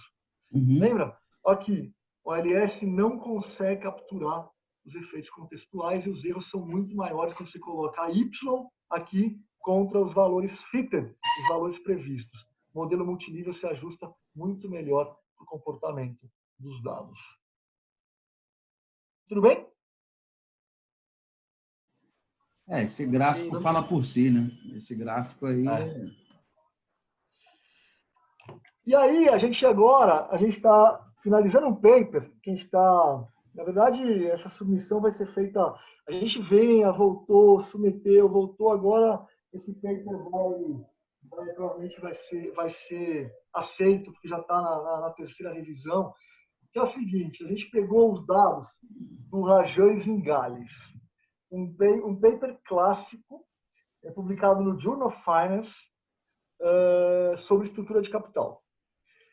E eles não consideraram modelagem multinível, esses não consideraram, e como eu brinquei, o que a gente faz da meia-noite às 6 fica tendo ideia, tipo o Pink Cérebro. Vocês lembram do Pink Cérebro?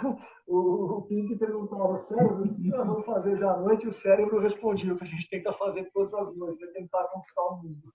É mais ou menos por aí, é brincar de Pink Cérebro. A gente está mais para Pink do que para cérebro, mas tudo bem. É meia-noite às 6, é um horário bom para essas coisas, né? É verdade, é verdade. E as coisas fluem, as coisas realmente fluem.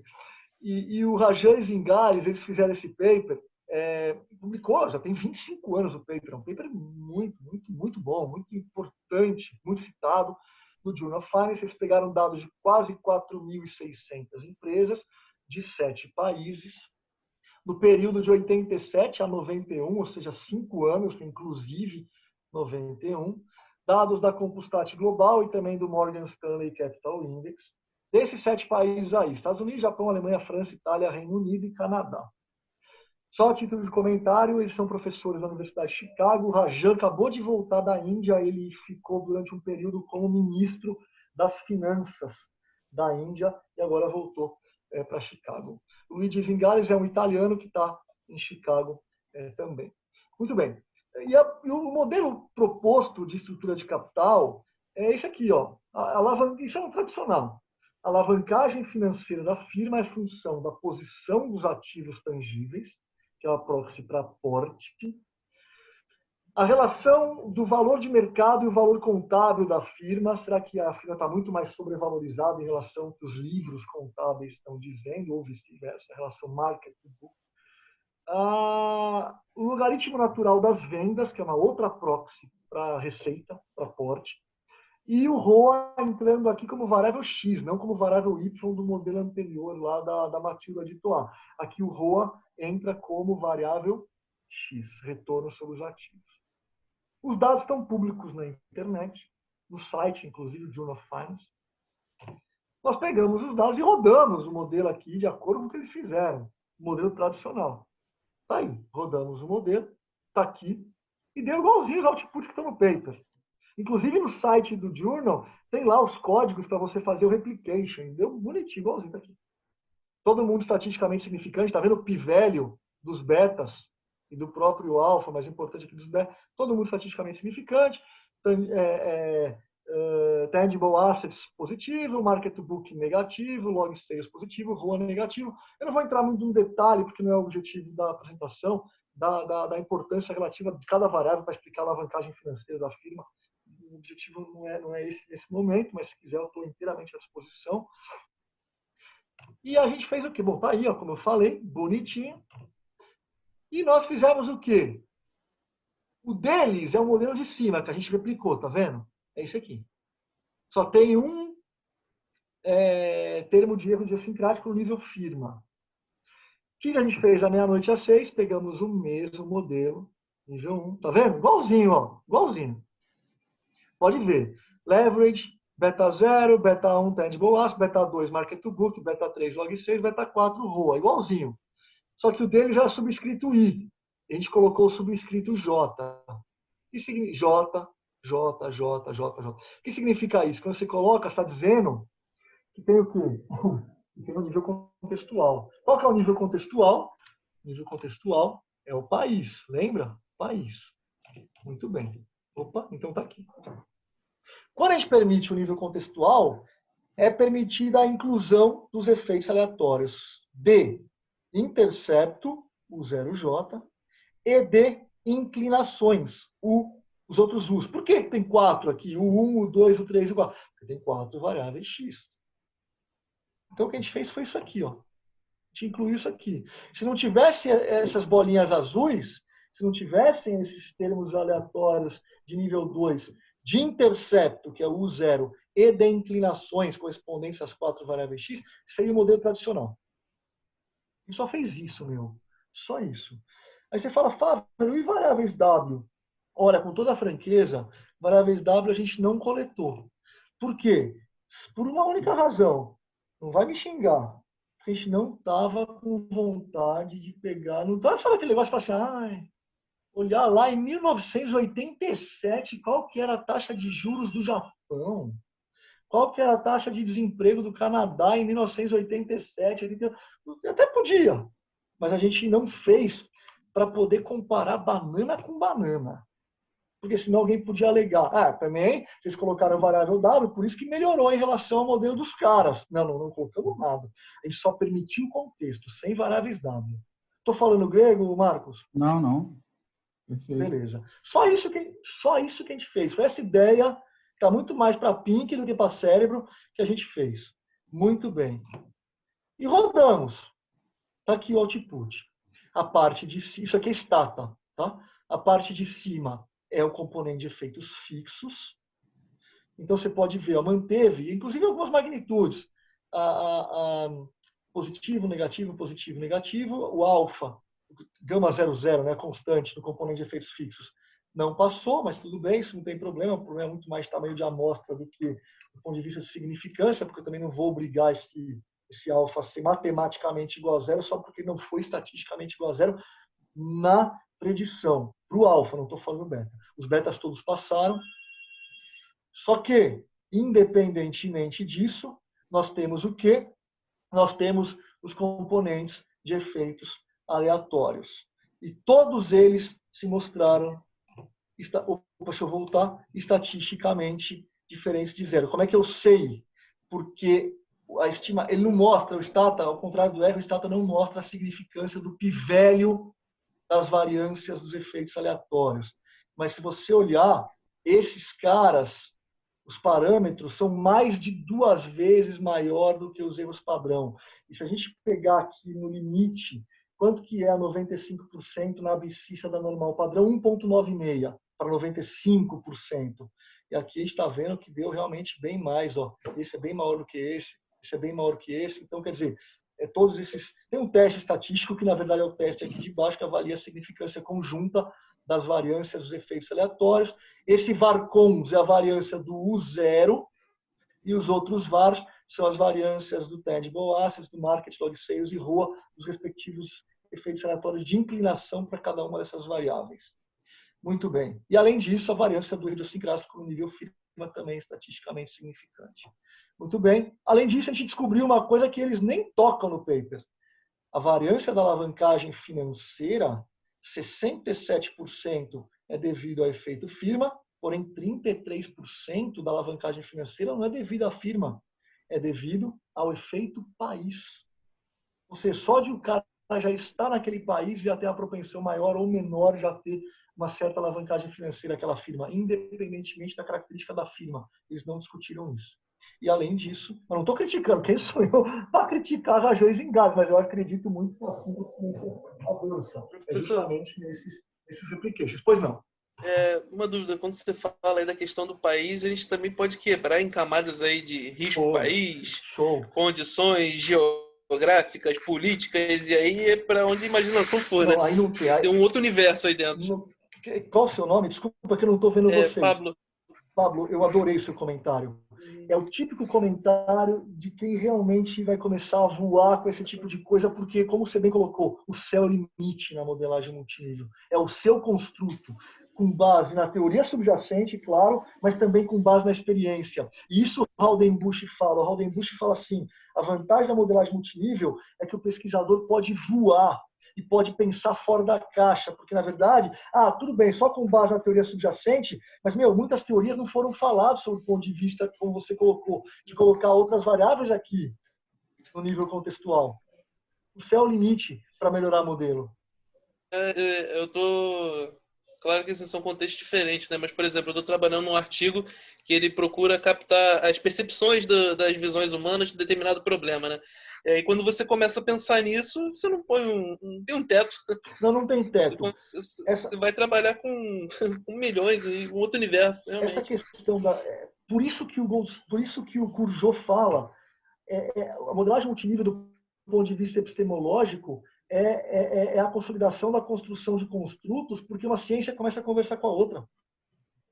Então, o Goldstein, né, o professor Goldstein lá de Bristol, ele trabalha muito com a parte de educação, trabalhava, mas enfim, o grupo dele trabalha muito com a parte de educação.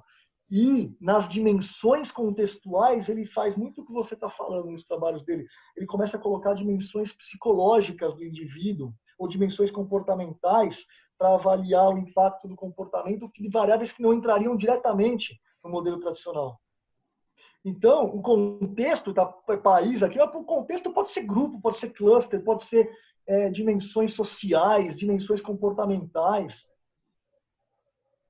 Pablo, eu posso ser muito parecido com você em relação ao país de origem, né? A gente é brasileiro, mas a gente pode ser muito parecido em relação à renda, a gente pode ser muito parecido em relação a aspectos comportamentais, a gente pode ser muito diferente em relação a time de futebol, por exemplo. Que time que você torce, Pablo?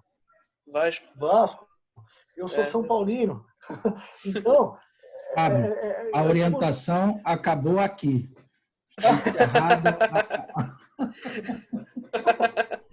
Eu tentei botar o dedo no microfone, mas não travou. Encerrou-se aqui. Você é o quê, professor Marco? Você é o quê? Flamengo. Flamengo. Tá bom. Pô, arranjei um problema, hein? Eu sou o culpado, né? Eu espero que eu acabei sendo culpado aqui. Mas brincadeiras à parte, quer dizer, o contexto, o céu é o limite, Pablo. Você pode testar com base no construto, com base na teoria subjacente, com base na percepção e na vida pregressa do próprio pesquisador. Quando você rodar, a dica que eu dou é o seguinte: quando você rodar o modelo multinível, permite essa flexibilização nível contextual, e antes de começar a olhar, antes de começar a olhar a significância dos parâmetros, primeiro lugar aonde seu olho vai é aqui embaixo, ó. Likelihood Ratio Test versus modelo tradicional. Se isso aqui passar, está diante de um contexto que vai dizer melhor sobre o comportamento do seu fenômeno que do modelo tradicional. Se isso aqui embaixo passar, pode ser que nem todas as variâncias passem. Nem todas as variáveis X apresentam efeitos discricionários sobre o comportamento da Y no que diz respeito ao impacto contextual. Mas, com certeza, pelo menos uma delas você vai achar, se esse cara aqui de baixo passar. Maravilha. Show. Aí, olha só, o que a gente fez? O que a gente fez, Pablo? Lá da meia-noite às 6. Vamos rodar o modelo. E é isso aqui. Sabe onde a gente aprendeu a fazer esse negócio, Marcos? Foi com o parecerista desse journal, desse paper. Nas idas e vindas, ele falou, mas eu ainda não estou convencido. Como vocês têm arrojo em replicar e dizer que o modelo de vocês é melhor do que o do Rajan? Aí eu falei assim, não, peraí, o Rajan é fantástico. O Rajan, aliás, no paper a gente só elogia o Rajan Zingales, tá? E, de fato, eles propuseram um modelo importantíssimo do ponto de vista da estrutura de capital. Agora, o que a gente está verificando é que o modelo podia ter sido um pouquinho melhor. Aquele beta que ele falou não é tão aquele beta, é um beta um pouquinho menor, por o mesmo sinal. Mas por quê? Porque tem um efeito contextual da variância do termo de erro de nível 2, de intercepto, de inclinação. E aí, quando ele falou, faz um gráfico comparando a eficiência dos dois modelos. Quando a gente fez, e esse parecerista já foi, esse já aprovou, está na mão de um outro, agora está discutindo outra coisa. Então, aqui, ó, o azul é o LS tradicional, Rajan Zingales, o nosso é o rosa. Não tem muito o que falar. Por quê? Por conta daqueles gráficos, lembra? Os erros são muito grandes quando você não permite a inclusão do efeito contextual. Só colocando efeitos aleatórios de intercepto e de inclinações. Sem variáveis W. Caraca. Tá aqui. Por quê? Por conta disso aqui, ó, o R e o Stata, isso aqui é Stata. Eles fazem esses gráficos. Ó, aqui, ó, interceptos aleatórios por país. Lembra aqueles gráficos que a gente mostrou para cada equação? Aqui, ó. Olha os efeitos aleatórios de intercepto por país. Efeitos aleatórios de inclinação para tangible assets, para market to book, para log sales e para ROA. Você não tem isso no modelo tradicional, porque você tem um único efeito aleatório e um único efeito aleatório de intercepto, um único efeito aleatório de inclinação para o variável. É um único alfa e um beta para cada variável. Você não tem isso aqui. Entendeu? E aí, para finalizar, eu cito o Andrew Gelman, de quem eu tive o enorme prazer de fazer uma disciplina com ele quando eu fiz o pós-doc lá em Colômbia. E o Gelman é um lorde, um cara fantástico, genial, que organiza todo ano, bom, esse ano não vai ter, né? Enfim, mas organiza todo ano, mas provavelmente ano que vem, pelo que ele está falando, vai voltar. Mas todo ano tem a Multilevel Conference. Tá? Na verdade, ele pulou alguns anos, tá? Mas esse ano não vai ter por causa da pandemia. Mas conferência multinível, olha isso. Multilevel Conference. E o Gelman colocou numa apresentação que ele fez, e eu pedi autorização para ele para colocar aqui no slide, sempre pedi, ele deixa, é muito gentil, um slide que ele coloca, desafios atuais em modelagem multinível. Primeiro, exatamente isso que o professor Marcos Santos muito bem colocou também. Interações profundas e capacidade de processamento. É um desafio, não adianta. Se você tiver que começar a ter 1000 variáveis X e que sejam 100 variáveis W, imagina fazer essas multiplicativas todas, Pablo. X1 vezes W1, X1 vezes W2, e o software faz. Só que a capacidade de processamento começa a ficar comprometida. Depois, termo que a gente pode perder o timing, né? De aproveitar a informação. É verdade. Então, é vis-a-vis o que você está propondo, o que você está colocando lá no Bradesco, num projeto que eles chamaram a gente e tal, foi para o servidor, não tem muito jeito. E lá eles têm 27 milhões de pessoas físicas correntistas, são quase 3.000 variáveis X, mas variáveis W são poucas. Eles criaram personas ou tribos, né? de grupos para modelo de risco de crédito e probabilidade de default para alguns produtos financeiros, entre os quais cartão de crédito, e aí são 17 ou 18 variáveis W, ainda assim é pauleira. Métodos de estimação dos parâmetros, justamente para construir cada vez mais funções objetivo ou funções de verossimilhança para a estimação, principalmente dos componentes de variância, dos efeitos aleatórios. E uma coisa que eu achei genial que ele colocou e que eu sempre trago, que é isso que a gente mencionou que aconteceu com a gente. Quando você, por vezes, não enxergar um contexto natural, pensa numa clusterização da amostra, que é isso que o Pablo falou. O céu vai ser o limite, nós vamos poder criar contextos artificiais, quer dizer, não naturais, digamos assim, em função de comportamento, em função de tribos que você pode começar a enxergar na sociedade. Simplesmente para quê? Para ter estimação de modelos com a melhor aderência possível, aquele gráfico do 45 graus, entre os valores reais e os valores previstos. Eu gosto de fazer a brincadeira, eu acho que você já viu essa, né, Marcos?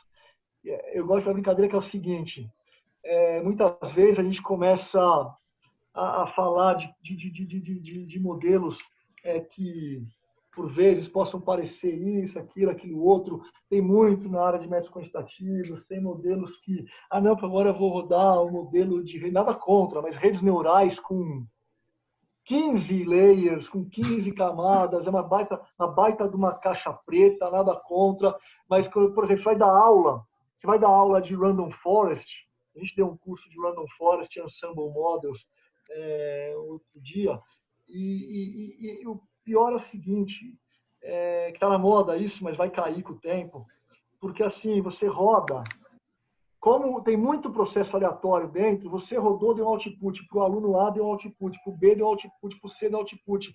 Porque, olha, a taxa de eficiência de uma Random Forest que a gente fez para um banco, estava dando na aula 9% para um aluno e 70% para o outro, o mesmo modelo, porque os critérios de sorteio são outros. Mas o pessoal fica falando, não, porque esse modelo, porque aquele outro, sabe? Tipo assim, olha só o tamanho, imagina como é que vai ser o tamanho da cenoura que vai ter embaixo. Mas é o que eu sempre falo, o problema não, desculpa, mas pode... é que as pessoas se apaixonam pelos modelos, né, cara? E assim, o pesquisador não pode se apaixonar pelo modelo, né? Você vai usar o que tiver que usar para resolver o problema, pô.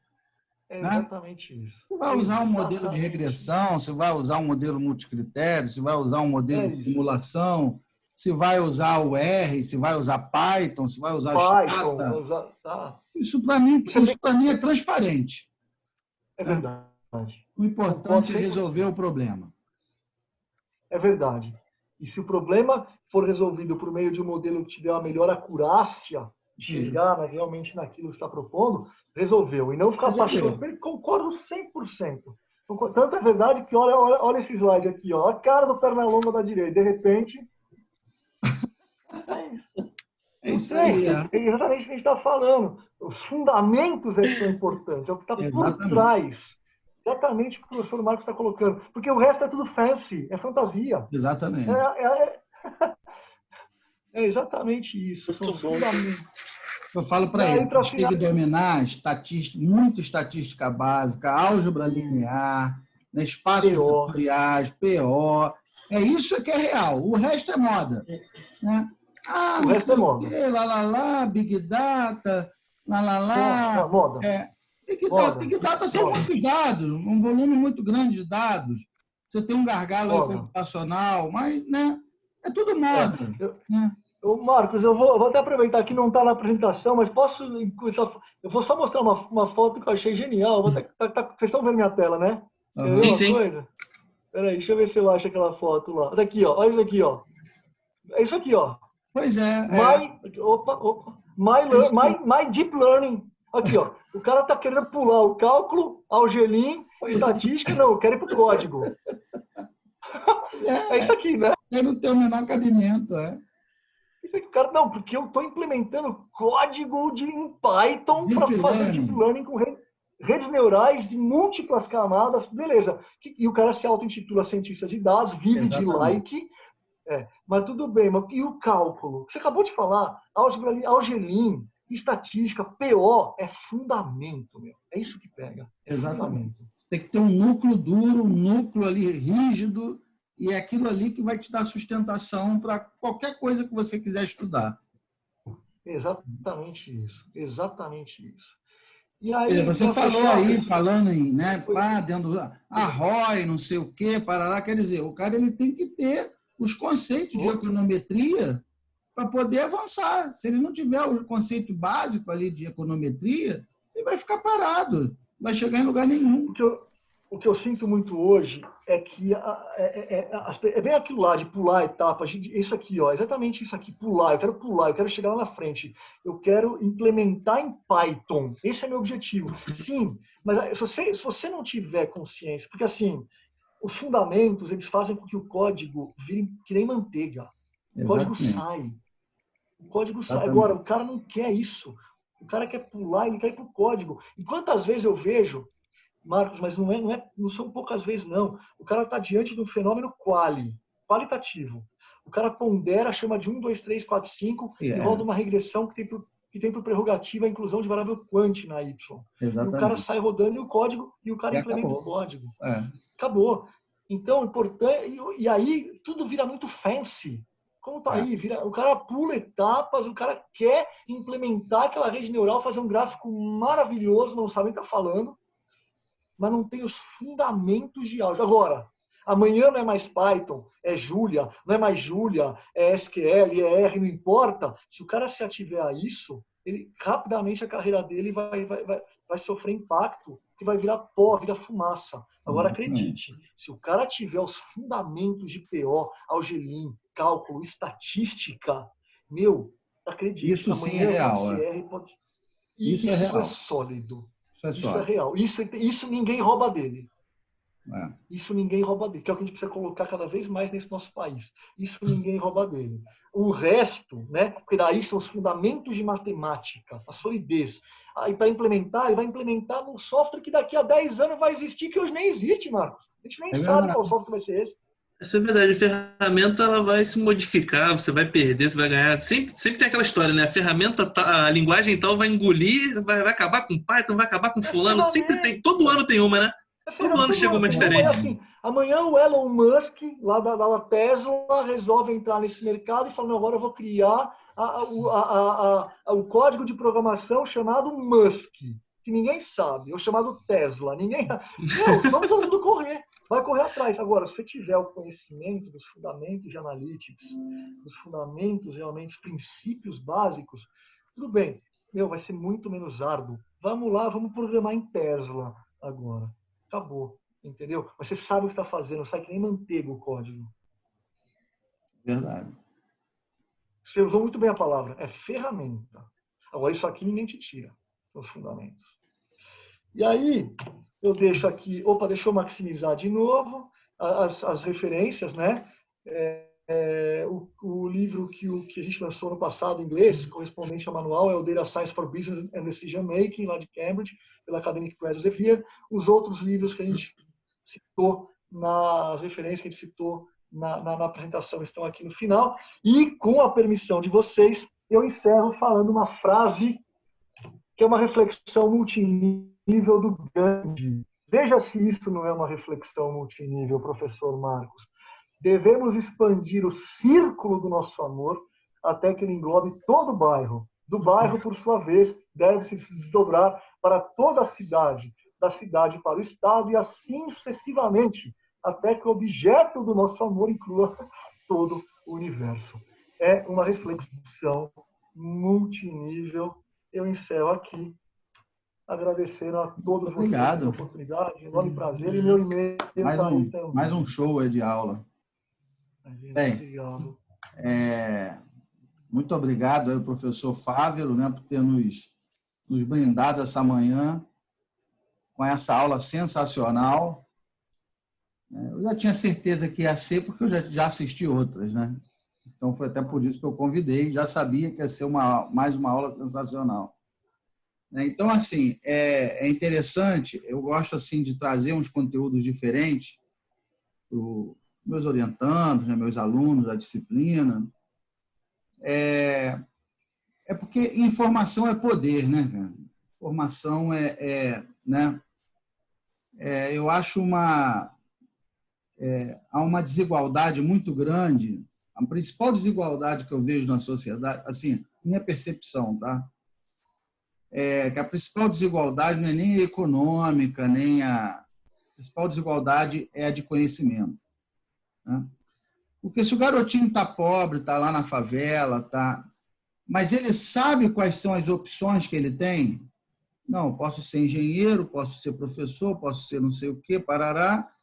Pelo menos dentro daquela dificuldade, ali dentro daquele contexto, né, que se alimenta mal, dorme mal, não sei o quê, parará, pelo menos ele sabe, ele tem alguma saída, né? Não, se eu for por aqui, eu posso virar professor, se eu for por ali, eu posso fazer um concurso para ser militar.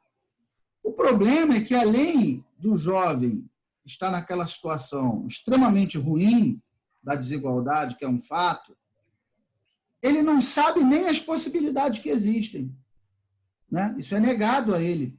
Ele não sabe que tem uma prova para a Marinha, ele não sabe o que ele pode fazer na USP, ele não sabe, simplesmente não sabe. E aí ele está condenado a ficar naquela circunstância para o resto da vida. E o filho dele também vai ficar, e o neto dele também vai ficar, e é um ciclo maldito que se perpetua, né? É verdade, é verdade. Então, eu procuro, é claro que eu não acho que ninguém aqui vai sair doutor em estatística, doutor em análise de dados, mas por que eu te convidei? Assim, uma aula informativa, né? Você está informando, olha, existe isso aqui, existe o manual de análise de dados, eu consigo analisar esses fenômenos, e aí quem se interessar já sabe, né? Tem o professor Fávero lá da USP, papapá, se eu quiser estudar o livro está aqui. É claro que, né, ninguém aqui tem a intenção de que os alunos sejam doutores em estatística, não é isso, é uma aula informativa, né? Paula, Lucas, já sabe quem é a referência no assunto no Brasil, já sabe aonde buscar o conhecimento, o livro que está lá, os artigos que você citou na aula, e é isso, né? Eu acho que nosso papel enquanto professor é esse, é facilitar essa caminhada, né? Jogar luz, né? O holofote, olha, o conhecimento está ali, agora você pode correr atrás dele. Porque, assim, se eu fosse chutar, assim, um chute muito, né? Eu poderia chutar que de todos os alunos aqui, provavelmente nenhum deles nunca escutou falar nesse assunto que você trouxe hoje, né? Eu não sabia. Pode ter um ou outro que tenha escutado, né? Quem gosta, mas sem muito medo de errar, eu posso dizer que provavelmente todos os alunos aqui da turma, nenhum nunca escutou falar nisso tudo que você falou aí hoje. Então, só nisso já foi um ganho infinito, porque, né, abriu-se um novo, caramba, existe isso, né? Abriu-se um novo universo na mente do aluno, né, do ser humano, e isso é fantástico, né? Quer dizer, eu sempre falo para eles, né? PO é igual aquele desenho do Pica-Pau, que ele abre uma porta e dá de cara com 10 portas, né? Aí escolhe uma, abre e dá de cara com 10 portas. Aí escolhe uma, abre e dá de cara com 10 portas. Quer dizer, então hoje você abriu mais uma porta, né? Abriu, o cara olhou e falou, caraca, o que é isso, né? Então, assim, então acho que tem esse caráter importante, informativo, e aí, a partir daí, cada um vai pesquisar, né, dentro da sua, né, do seu interesse, da sua disponibilidade, né? Outro ponto interessante, por que eu gosto das aulas do Fávero? Porque são aulas com aplicações práticas, sem blá, blá, blá, sem, sabe? Eu acho que a fundamentação teórica é importante, o conceito é importante, a matemática é importante, mas você tem que ver para que aquele diabo funciona, né? Ficar só no campo da retórica, né? Só na filosofia, né? O espaço vetorial, não sei o quê. Aí tu fala, pô, tá bom, entendi, mas aonde que eu vou usar isso? Então, ficou muito claro, né? O professor Fávero, ele segue uma linha, que é que eu sigo com eles também. Eu mostro, né, contextualizo, mostro as equações e depois eu venho com aplicações reais, né? Aplicações de problemas reais da sociedade. Eu acho que a PO só faz sentido assim. A PO só faz sentido se for para resolver problemas reais da sociedade, se for para melhorar a vida das pessoas. Se não for para melhorar a vida das pessoas, nada do que a gente estuda faz sentido, né? Nosso conhecimento, nosso estudo só faz sentido se for para melhorar a vida das pessoas. Então,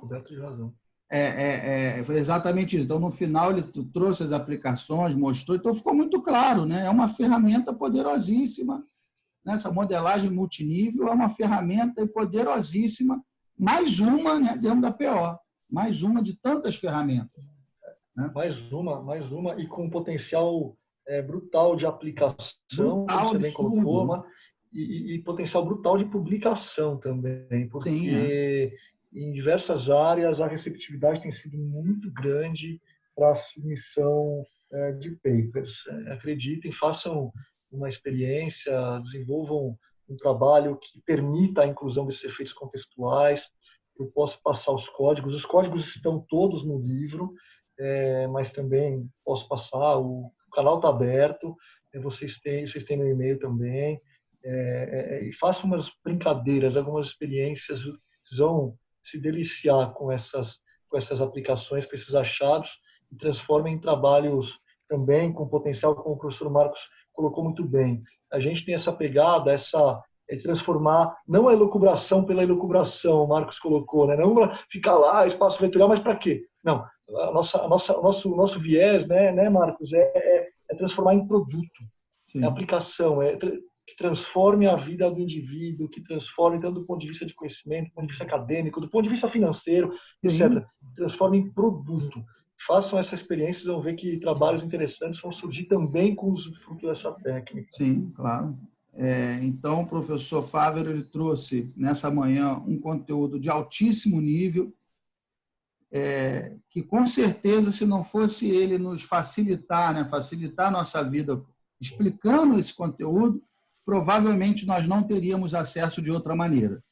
Nem teríamos acesso a outra pessoa do nível dele, e se fôssemos estudar o assunto em livros, provavelmente não entenderíamos ou levaria meses até que entendêssemos o que está. Todo mundo aqui estuda PO sabe que PO é assim.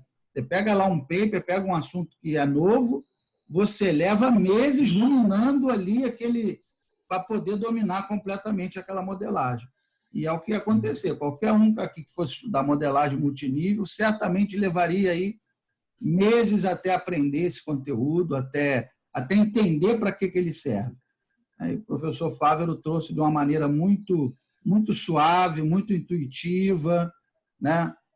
Fazendo relações, né, com situações que a gente vive, né? Então, muito legal. Mais uma vez, obrigado. E alguém ficou com alguma dúvida? Alguém quer falar alguma coisa?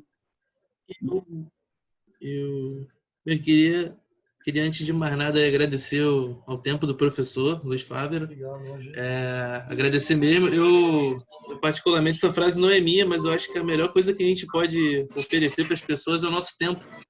Acho que a moeda mais valiosa que a gente tem hoje é o nosso tempo, é o valor que a gente não recupera, né? Você passou aquele tempo ali e tem que tornar cada vez mais, eu não falo isso nem como engenheiro de produção, mas tem que tornar cada vez mais o nosso tempo produtivo, nosso tempo válido, né?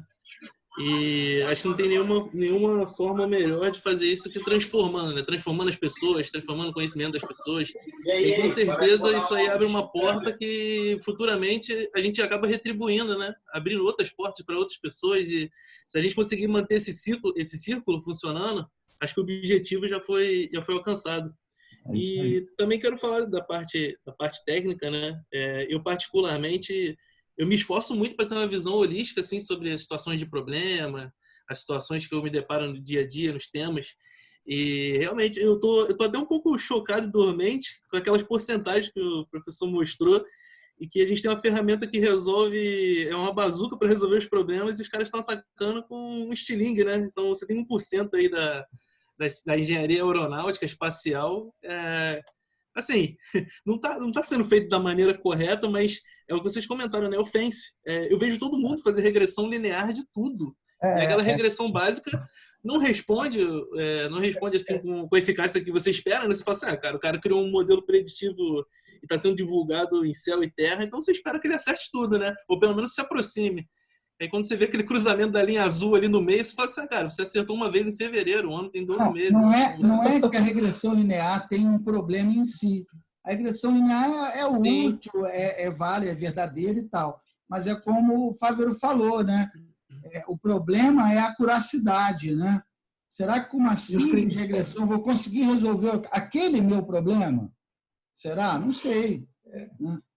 Às vezes sim. Os critérios, a regressão tradicional, ela tem critérios. E a gente torce para que os dados obedeçam aos nossos critérios, né? E não o contrário. Esse é o problema. Os dados são os dados estão lá, os dados estão no mercado, estão em tudo quanto é lugar. Agora, nossa, torce para que esses dados correspondam aos que ela se impõe, né? A realidade ela se impõe a qualquer modelo. E não o contrário. E o pessoal esquece, o pessoal acha que a realidade é o modelo e os dados que não se ajustaram direito. Não. Essa realidade aqui que eu testei está errada, o meu modelo está certo. É legal aquela história, né? Não, bota pi, bota 5 aí no lugar de pi que aguenta. Pô. É exatamente isso. Então, tentar construir esses fenômenos de modo que eles sejam mais bem observados, enfim, sempre. Esse é o objetivo da PO. Né? O objetivo da PO é justamente você criar critérios, condições de contorno frente a restrições para tentar capturar o melhor comportamento daquele fenômeno vis-à-vis justamente a capacidade computacional, tudo isso que a gente discutiu. E de fato, Pablo, eu não tenho esse dado, mas eu arriscaria dizer que posso estar sendo... Depende da área, claro, mas nas nossas áreas, de maneira geral, eu arriscaria dizer que nos nossos congressos, 9 em cada 10 trabalhos publicados que usam modelos preditivos fazem na regressão tradicional. Sem fazer diagnóstico sobre a estrutura dos dados, sobre o comportamento inicial dos dados, sobre o comportamento da variável Y, a variável alta. Ainda chamam de analytics. Analytics. Vou fazer analytics. Não tem analytics nenhum. E assim, além de tudo, né, isso motiva pra caramba. No meu caso, eu estou iniciando os estudos no R, estou começando a fazer as aplicações no R lá na empresa. E assim, eu trabalho na empresa de varejo, supermercado, então eu mostro lá o R e falo assim, cara, isso aqui tá fazendo em 1 minuto o negócio. Aí aquela alegria, né, de entusiasta. O cara fala, mas eu também tenho uma que faz aí, eu lanço na mão e faço. Então, a gente vai se deparando com essas coisas no dia a dia. Então, assim, quando vocês falaram do núcleo duro, né, aí dá motivação de você, dá gosto, assim, de você continuar, que você tá no caminho certo, não importa, o que tá fora disso é barulho, né, é ruído. É barulho, você vai ouvir essa questão, eu já ouvi algumas coisas do tipo assim, nossa, mas se eu for usar isso, eu não tenho tempo para trabalhar. Talvez você não tenha tempo para trabalhar porque você não usa. Você não usa. Exatamente. Eu já ouvi de um diretor de uma empresa multinacional. O cara falou, hoje não está mais na empresa, você vê. Ele falou assim, me fala uma coisa, então quer dizer que agora não é mais marketing customer driven, agora não é mais customer driven, agora é data driven, agora é foco nos dados, não no consumidor. Eu falei, não são coisas antagônicas, não é um ou outro. Você vai melhorar o seu customer driven se você implementar uma cultura de data driven dentro da organização. Não são coisas separadas, ou isso ou aquilo. Mas na cabeça do cara, assim, se eu for fazer isso, então não vou mais olhar para o meu cliente, para o meu consumidor, para tudo. Muito binário, né? Não tem essa. Então o cara não está mais lá. Você vê porque ele era um cara que era contra. Então tem um aspecto cultural também. O cara era contra a questão da implementação de algoritmos, de PO, da parte quant para tomada de decisão. Esse é o objetivo. Sim. O resto é ferramenta. Isso aí. Tá, então, mais uma vez, obrigado. Alguém quer falar mais alguma coisa? Podemos encerrar, então? Então, professor, mais uma vez, aí, muito obrigado, tá? Você sempre será bem-vindo aqui na nossa casa. Esse ano não teremos o SPALM por conta aí da pandemia, né? Então, claro, o alto comando decidiu, né? Achou por bem postergar para o ano que vem, mas desde já deixo aqui o convite já feito para 2021, né? Para a gente fazer um evento aí sensacional. Com muito prazer, pode contar comigo o que vocês precisarem. Sempre uma honra, sempre um enorme prazer, Marcos, sempre, sempre. Bom, muito obrigado. Beleza, Tá? professor. Obrigado mesmo. Obrigado a todos. Cuidem-se e um grande abraço para todos vocês. Um enorme prazer. Falou, professor. Obrigado aí. Fiquem Falou, com Deus, professor, amigos. obrigada. Tchau, tchau. Muito obrigada, Tchau. professor. Excelente. Obrigado, Paula. Obrigado a todos. Boa tarde.